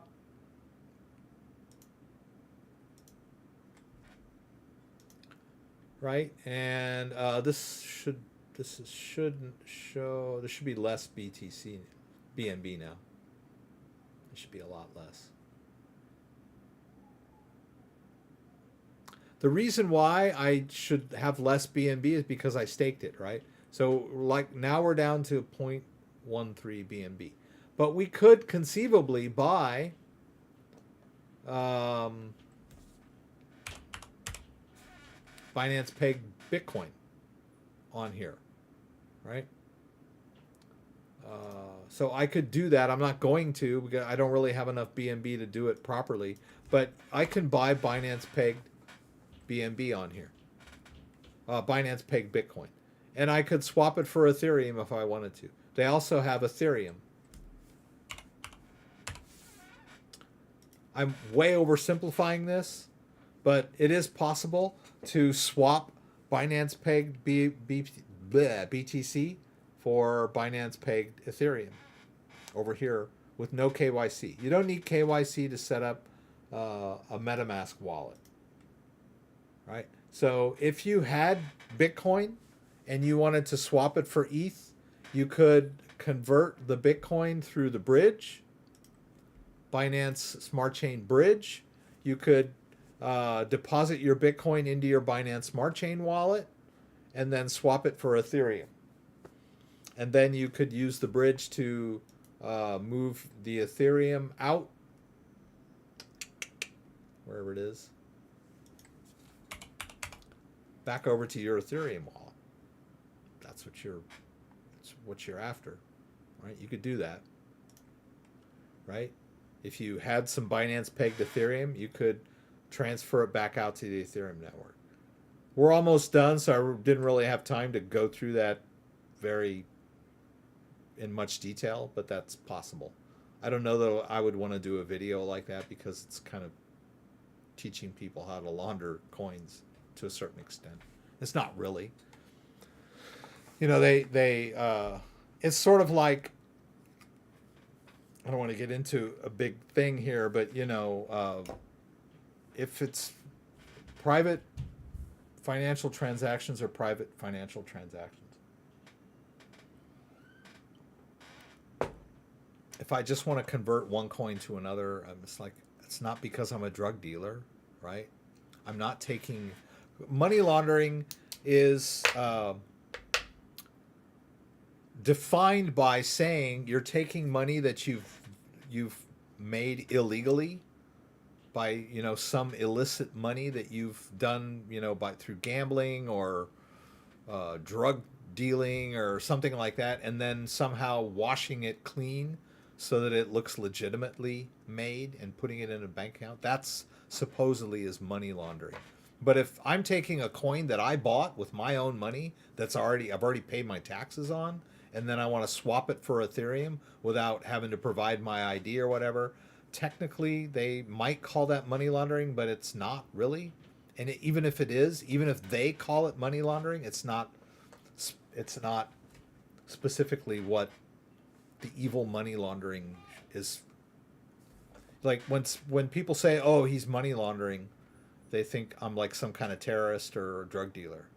But if I'm taking coins that I bought with my own money and just swapping them one for the other, you're really stretching the definition of what money laundering is if you're going to call that money laundering. Am I making my point? Rex, not money laundering, just trying to not get shaken down by the U.S. mafia. Right. Yeah, I get it. I totally get what you're saying. Definitely. But there's another issue involved in that too, and it's called tax avoidance. Right? Morally, I don't think you should get double taxed on something you've already paid taxes on, right? If I earn money and I fill out my W-2 and I pay my taxes on the income that I've earned at my job, I should be able to take that money and do whatever I want with it. But according to the IRS, if I buy Bitcoin and Bitcoin goes up and then I sell it, I've created a taxable event. If I sell my Bitcoin for Ethereum, that's also a taxable event. Yeah, it's not really cool that they want to tax that stuff, but that's their thing, right? So in effect, we're not doing money laundering, we're doing tax avoidance by swapping our coins outside of KYC requirements, right? That's one of the things that they're all mad about, right? My answer, my question is, if the government can print money out of thin air, why do they need my taxes? Doesn't make any sense, does it? Think about that one, right? The Fed's printing money like crazy, right? All these, these COVID programs where they printed all this money out of thin air, right? The Fed just like creates money out of thin air and then sells it, buys it, uses it to buy U.S. Treasury bonds. That's money out of thin air, right? If that's legal, then why is that illegal for me to use my money to do whatever I want with it? The money that I've earned, right? Okay, guys, I gotta go. It's late. Hopefully none of what I've talked about is going to get me banned for like talking crazy on YouTube. But I use CoinTracker to like track all my transactions. You can track your Binance Smart Chain wallets so that anytime you make a transaction, it gets recorded and you can pay your taxes, right? I make enough mistakes that you know, I can do tax harvesting on all my losses and come out even, right? I lose about as much as I gain, so I'm not too worried about the tax man, right? The tax man's like, dude, you lost like thousands of dollars on Pancake Swap. I'm like, yeah. Is that a write-off? And they're like, yeah. I was like, well, okay. You can swap from BTC to stable on Ledger. Okay, just before I go, I would like to mention that when you do these things in Ledger Live, you're not really doing it on your Ledger. You're actually using a third party called Coinify. So you're not really doing it on your Ledger. You're doing it within Ledger Live. So there's the appearance that you're doing it on your Ledger, but you're using a third party. And you have to verify your identity with Coinify. Right? So... And so although the swap thing, well, there they go. They want me to identify myself on Weir. So you're not really doing it sans KYC when you're doing it on Ledger either, right? Because you have to like register with these people. And it's not Ledger. It's a third party that's sort of using their service under the hood. Anyway, guys, got to go.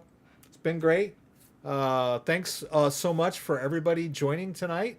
I hope that what I did was helpful. If you had a burning question and I did not answer it, then shoot me an email.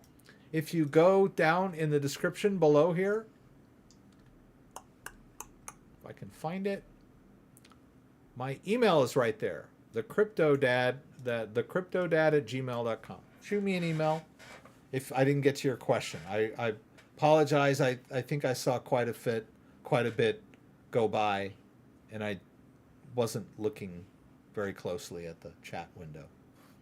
All right. Every Saturday, 6 p.m. Eastern Standard, live from Michigan. You can throw out questions. I'll do my best to get them answered. Hope to see you then. If you like this video, give me a thumbs up. If you'd like to subscribe to my channel, I would appreciate it. When you subscribe, there's a little bell that you can click that will allow you to be alerted whenever I post new content. Once again, thanks for joining me, and hope to see you again soon.